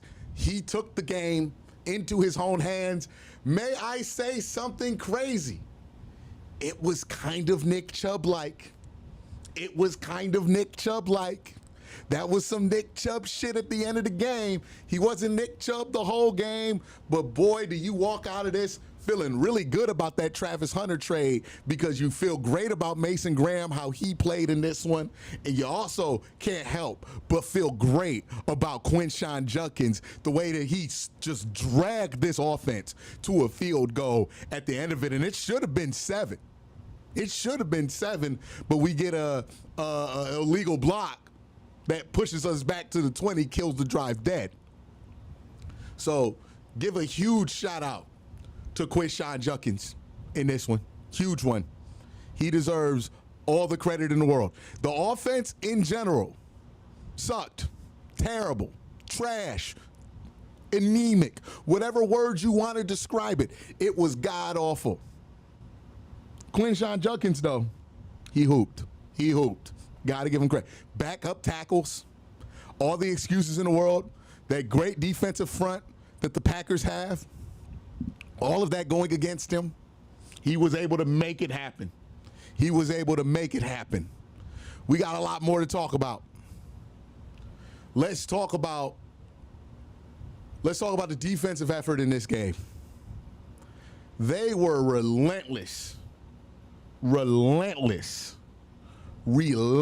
towards the quarterback. The reason the offense was getting booed is because we were just seeing the dissonance, the giant gap today between where this defense is and where the Browns offense is. I'm not joking with you. The Browns might have the worst offense in the NFL and one of the best defenses I've ever seen. It might be better than 2023. The gap between these two units is massive right now. And Kevin Stefanski has to do something about that gap. And look, I think a lot of people were premature on it, right? When it looked like the Browns were going to lose this game to try to get Kevin fired. I don't think Kevin's getting fired in the first half of this season. But what Kevin does have to figure out is why do these quarterbacks go into conservative mode in his offense so often? Why does this continue to happen for him, right? DTR went into the same mode that we're watching Joe Flacco in right now that doesn't look that dissimilar to what Deshaun Watson was doing at the beginning of last season. Is this him saying he's afraid of a turnover? Because if this is what he's saying, he needs to loosen the reins here because this is clearly not good for the quarterback play. That needs to be evaluated going forward because I don't like that this is the third time we've seen this offense look like this. And yeah, the first couple of times, maybe DTR sucks. Maybe Deshaun Watson stinks. And yeah, it might be the case that Joe Flacco sucks, but he's not this bad. Nobody is this bad. So we're going to be able to figure it out with the victory. But that does need to be asked and need to be figured out. No matter how pro Kevin Stefanski you are, that does need to be figured out because this offense is a disaster. And you're playing the Lions next week, who haven't been playing as good defensively, but they can still beat your ass if you come there slipping, and you're playing them in Detroit next week. So don't take anything for granted here, right? So offensively, still a lot to work on, but this might be one of the best defenses we've ever seen the Cleveland Browns put out there. Myles Garrett got a sack. I think almost everybody on the defensive line got a sack. Let me try to pull up the numbers from ESPN here, Browns Packers. But the way this defense just showed up for most of the game was incredible. They held this Packers team that had been an offensive juggernaut through 2 weeks of football. And we had talked about this, right? A lot of us felt very strongly that the Packers had not faced a defensive challenge close to what the Cleveland Browns have. The Packers in their first 2 weeks put up 27 points a game. This is a good offense. Jordan Love being talked about as a franchise quarterback, right? Like they put his graphic up in this game next to Aaron Rodgers in his first 60 starts or whatever it was. The numbers were identical. And if you don't remember how good Aaron Rodgers was back in the day, I'm just here to tell you that's very impressive stuff, right? Aaron Rodgers was, they used to call him Jordan back in the day, or at least some people called him or equated him close to Jordan. So That is the level of play that they've been getting from the quarterback position. The Browns held him under 200 yards, a touchdown, and got an interception from him. I want to do a callback to something I talked about all week. All week, I talked about this to anybody who would listen. I know the offense is terrible. We know the offense is terrible. Should it be this terrible? No. It shouldn't be this terrible. It has to get better sooner than later. But the reality is, to beat a team like the Packers, who are talking about winning the Super Bowl this year, you have to get turnovers to beat the Packers. You have to make plays on special teams to beat the Packers. You have to make your offense's life easy to beat a team like the Packers. And while the Browns defense was lights out in this game, I can name you 10 players I thought had the game of their life. Carson Schlesinger, he looks like a home run at pick 33. Mason Graham looks like a home run at pick 5. I mean, you go across the board. This rookie class looks amazing. But the one thing this defense did not do was give the offense the ball in favorable situations for most of this game. Offense started most of their drives on the 20-yard line. So not only is the offense looking like Duke, but they have to go 80 yards to score every time. They might have got 80 yards in the first 3 quarters combined. So we weren't playing complimentary football as good as the defense was. But in the fourth quarter of this game, the last second of this game, and this just tells you how good this team can be when they play complimentary football. The last sliver of this game, they finally played complimentary football. That's what happened. The offense finally gets something going, puts 3 points on the board, big run by Quincy Junkins, gives you life. The defense gets out there. And yeah, they get a turnover that gets the ball close so that you can score a touchdown and tie the game up. And then after that, you get the game 10-10. There's 3 minutes left. Oh, the defense finally makes a couple of mistakes. They get a pass interference. They let Tucker Kraft free on the backside of a screen. They let the Packers get the ball all the way up to the 20. But it was okay because complimentary football reared its head again. And where the offense failed and the defense failed, special teams made a play. They block the field goal. They pick the ball up, get the ball to about the 50-yard line. Joe Flacco gets about 8 yards on that final drive, spikes the ball in time, and then Andre Schmidt finishes the job in regulation to win that football game. That's complimentary football. That's what's possible, even when your quarterback sucks, even when your offense looks anemic, when you play complimentary football with a defense like this. The one time in this game, the defense screwed up. You know what? The special teams unit had its back. Shelby Harris with the huge field goal block. We were so ready in the fourth quarter, every single one of us watching this game, to sit back, go, psst, same damn Browns. We were all ready to do it. We were all ready to just, same damn Browns this. But they found a way to make it happen because they didn't give up in this game. Excuse me, I need to get more water.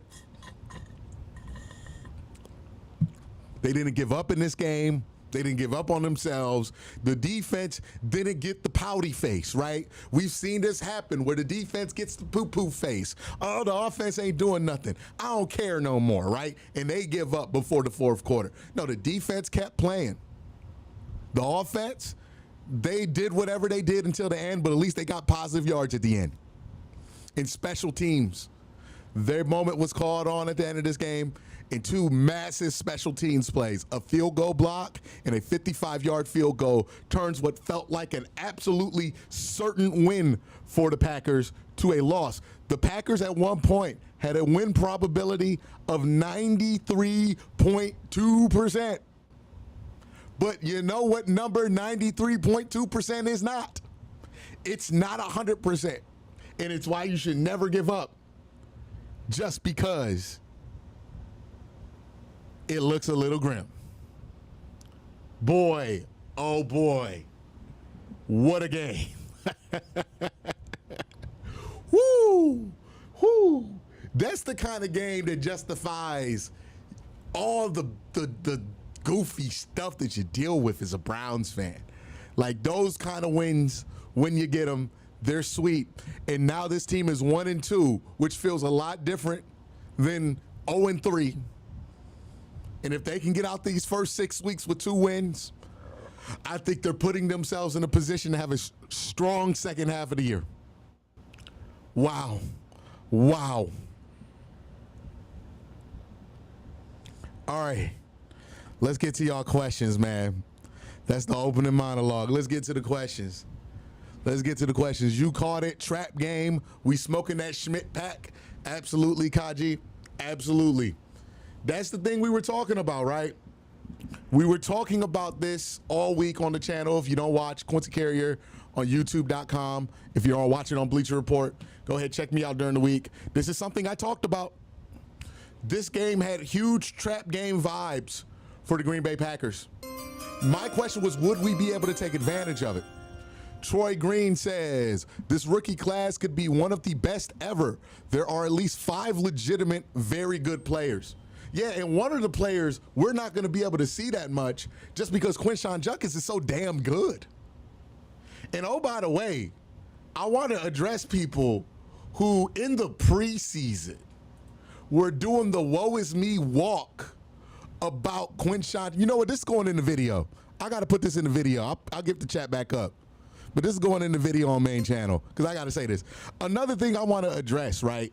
So many people were doing the woe is me thing with Quincy Judkins early in the offseason, during the preseason when he wasn't in training camp, and Travion Henderson, who everybody else wanted, got that kickoff return in the preseason, and we were like, oh, look at the Browns. They made the wrong decision. How do you feel about that now?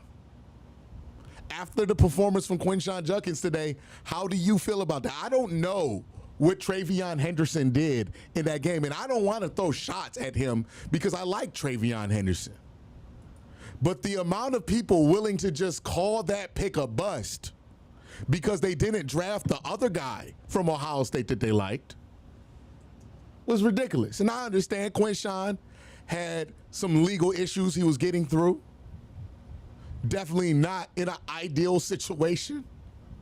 I can understand feeling down about it, but to throw it away entirely, I always thought was too much. And right now I'm looking at Travion Henderson's stats right now, 8 carries, 37 yards. So he hasn't been used that much. Quincy didn't even play in the preseason. He's been used way more. I think we didn't give enough credit to the fact that the Browns drafted Quincy to fulfill a specific role, which is to be that bell cow back. And again, that kind of felt like Nick Chubb at the end. I don't know if it was Nick Chubb, but it felt like Nick Chubb at the end. But yeah, the point about this rookie class, the point about this rookie class needs to be continued to be made, right? Because this was a huge class. A lot of scrutiny was going to go in to Andrew Berry. And if I miss your super chat, I will get to it. I promise you I will. But a lot of scrutiny for Andrew Berry going into this draft because this was the one where there would be no excuses. And it looks like he hit a grand fucking slam in this draft. It looks like he hit a grand slam in this draft. We got to be real about it. It looks like one of the best draft classes that we've ever seen the Browns have. Shout out to the special teams. They were special this week, Q. Yes, after being a negative factor for 2 straight weeks, special teams finally took up the mantle of special. of special. All right, I'm going to get to some super chats I missed while I was doing the opening monologue for the post-game show. Yeah. Oh, okay. Haltis says in the Bleacher Report chat, he stood with Quincy from day one. Appreciate that.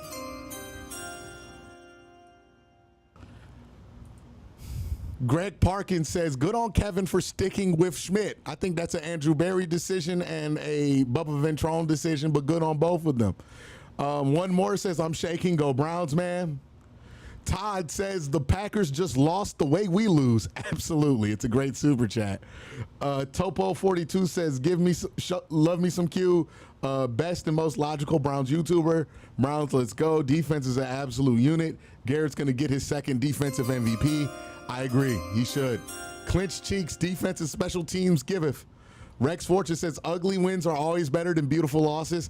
And Rex, I would add to that, when you're playing a team that's outmatched you, like the Packers outmatch you, a team that's supposed to be in the Super Bowl conversation, who gives a damn how you win the game? Who gives a damn, right? You know, if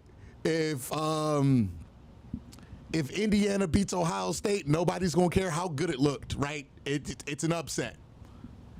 Aaron said, beers on me, Q. You deserve it after all the hard work week to week. Easily my most watched content. Appreciate you. Go says, put the word up. We back up. Absolutely. Are we dreaming? 3 blocked field goals today from Big Daddy Dubs. Yeah, that's crazy. That is crazy. Troy Green makes the same point. The NFL is crazy. 3 blocked field goals in the final 2 minutes. Yeah, it's insane. Doesn't matter with the 20 bomb. Big shout out to Doesn't Matter. This is the kind of game that Stefanski envisions. Unfortunately, the offense played that way. Absolute grinder. How big is 1-2 versus 0-3? It's massive, man. It's massive. Divine Robinson says, shout out to the best damn Browns channel on YouTube. Appreciate you. This is the best. This is the 2025 PJ Tucker game against the 49ers. This is the PJ Walker game. Kajit Slayer says, you called it Q trap game. Troy Green came back again, rookie class. Okay, I got that one. Sly said, 4 played scared. DTR played scared. Flacco played scared. Winston, too holy to play scared. That's the one thing I did like about Jameis. He was not going to play scared. We got Steve French here. Says the rookie class plus Aiden is great. Denzel made 2 big plays, boss. Yes, absolutely. Denzel was absolutely great in this one. Cooler Product says, oh, Grant Delpit. Got to give shout out to Grant Delpit. Grant Delpit got the interception. Cooler Product says that was great, man. It's so nice to celebrate and feel good for once. Schmidt is redeemed. Great job, Q. Absolutely. Go Browns. Defense and special teams looked awesome. Shout out to the special teams. So Anthony Latham, big shout out to you. You're in my Madden and college football leagues, right? Mike Swagger says shout out to special teams being special. Yes, always happy when that happens. We got another one here from Sly. Team never quits. Have to give Kev credit on that. I think so. Ian Kane says, best I've felt in a long time. Thanks for streaming. Can't wait for AFC North Talk this week. Ooh, I'm back up. It was a bad week for me last week. I'm back up. Schmidt MVP from Dan Gregis. Appreciate you. Dale Nixon. Talk about Grant Delpit. Grant Delpit's been playing excellent this year. And Matt Begg says Bond was open a lot. Kid looks pretty good. Just got to get the ball to him. Which has proven to be a difficult problem for this Cleveland Browns team. We got more super chats we're going to check in on. And if you're wondering how to find me on YouTube, youtube.com/Quincy Carrier. It's spelled QUINCYCARRIER. You can also at me on YouTube at Quincy Carrier. I'll pop up that way. I'm also on Bleacher Report doing the post-game shows every game this year. So post-game show every game this year. Whoo, we got a lot to get through. Alexander says there wasn't Andre Schmidt. That was definitely DeAndre Schmidt. All right. Tyler Bradshaw says defense is elite. 1 kick away from being 2-1. Think about that. As negative as the discourse has been about this team, they're a kick away from being 2-1 in this stretch of the season where they've played 3 teams with franchise quarterbacks.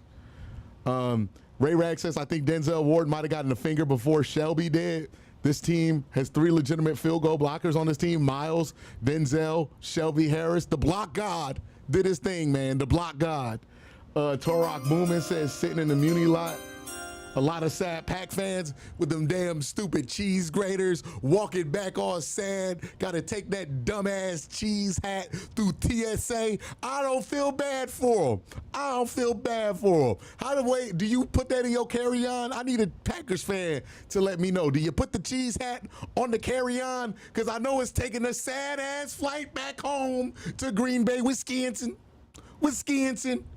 Yeah, get that shit out of here. Championship Schmidt.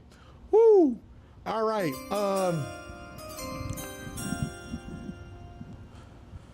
Schmidt is the opposite of Cade. All good since week 1. Hey, hopefully he keeps it up. All right. Just so my voice doesn't break, I need to go get some water. I will be right back, y'all.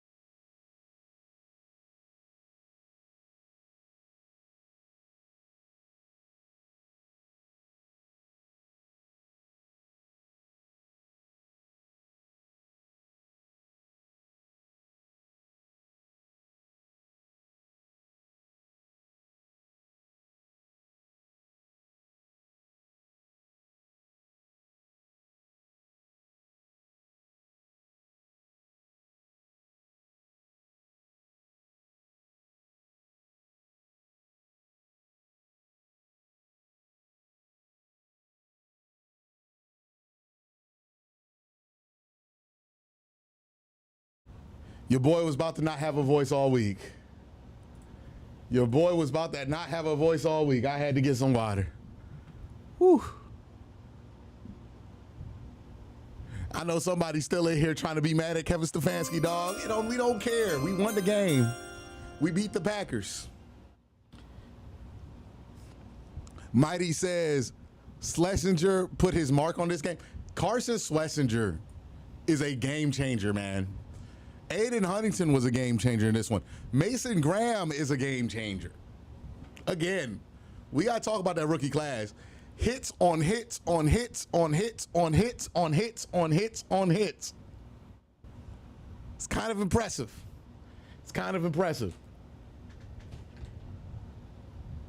Yeah, here comes Judd running for 94 yards. By the way, when's the last time we've had a running back get over 90 yards? And did he get 90 last week? What did he get last week versus? He got 61. But he got 90 this week on 5.2 per carry, and none of that was in garbage time, by the way.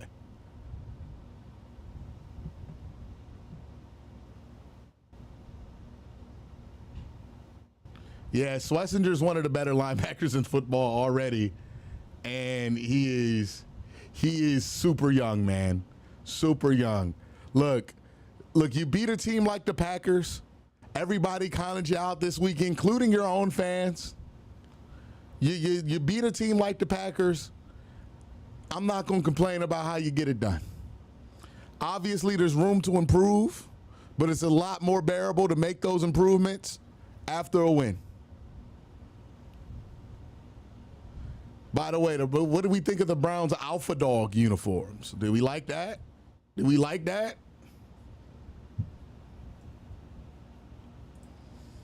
I like that. Someone said cough drops. No, cough drops ain't good for you.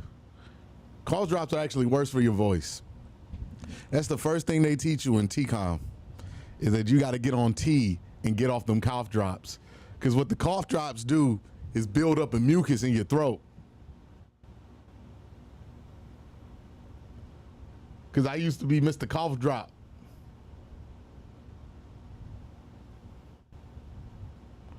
Woo! Woo! What a game, man. What a game. What a game. I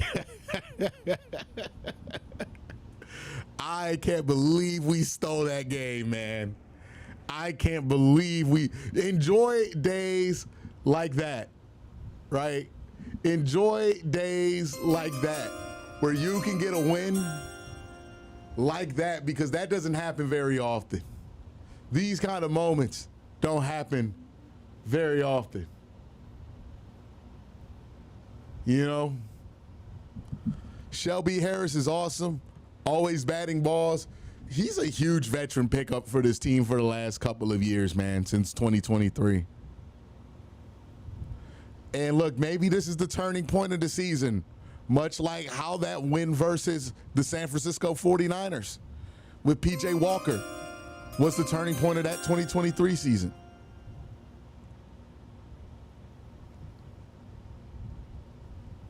It's incredible. Flacco still played like used dude wipes. Yeah, they're going to have to address that. At some point, Joe Flacco's going to have to put up a decent game. He has not. At some point, Joe Flacco's going to have to not turn the ball over. He has not. No doubt about it. No doubt about it. The offense was unacceptable today. Nobody's going to make any excuses for it. But they won the game. Okay? They didn't just beat a team they were supposed to beat. They beat a team nobody expected them to beat too. So take it with that context.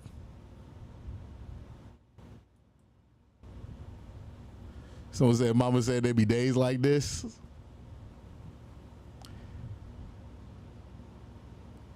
And look, again, I've said this. I said this all stream. I said this before the game. I said this during the game. And I'm saying it after the game. At some point, we got to accept that the offense is going to stink no matter what quarterback's out there, because the offense is just not that good. They're going to get better as the year goes on. But to beat, like next week versus Detroit, you're going to need turnovers to beat Detroit. This is what you need to have happen to win games when your offense isn't playing well. And I'm happy that the Browns did that. Judkins will get better with time. Fannin will get better with time. Dylan Sampson will be more utilized with time. You know, who knows? Maybe one of the rookie quarterbacks provides an upgrade in quarterback play over time. But right now, this beginning part of the season, we knew it was going to be rough. But a win like this keeps everybody engaged, keeps everybody locked in, and keeps everybody focused. That was a huge win, man. That was an absolutely huge win. I'm so proud of this football team for pulling that one off. That was incredible. That was absolutely incredible.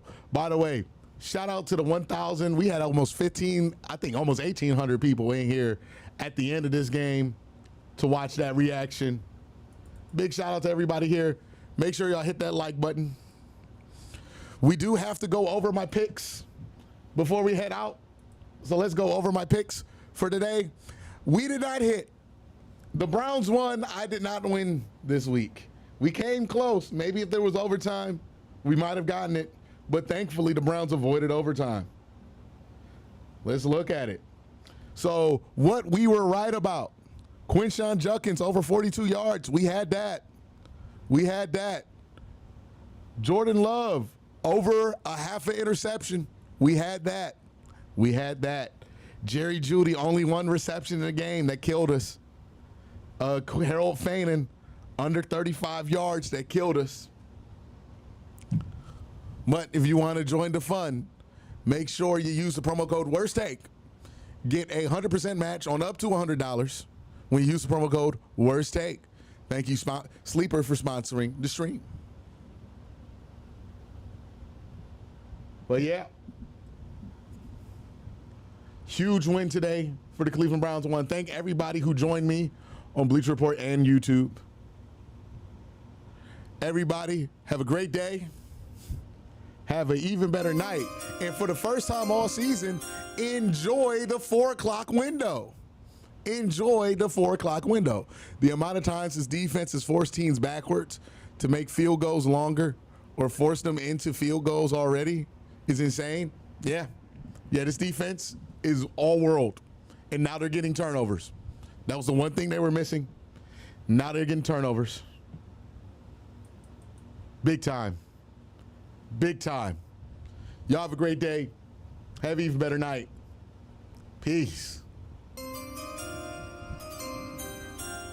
Yeah, that kid redeemed himself for sure. Whew. Make sure I don't miss.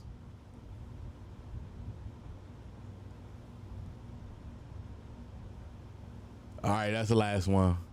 All right, y'all. We out. Peace.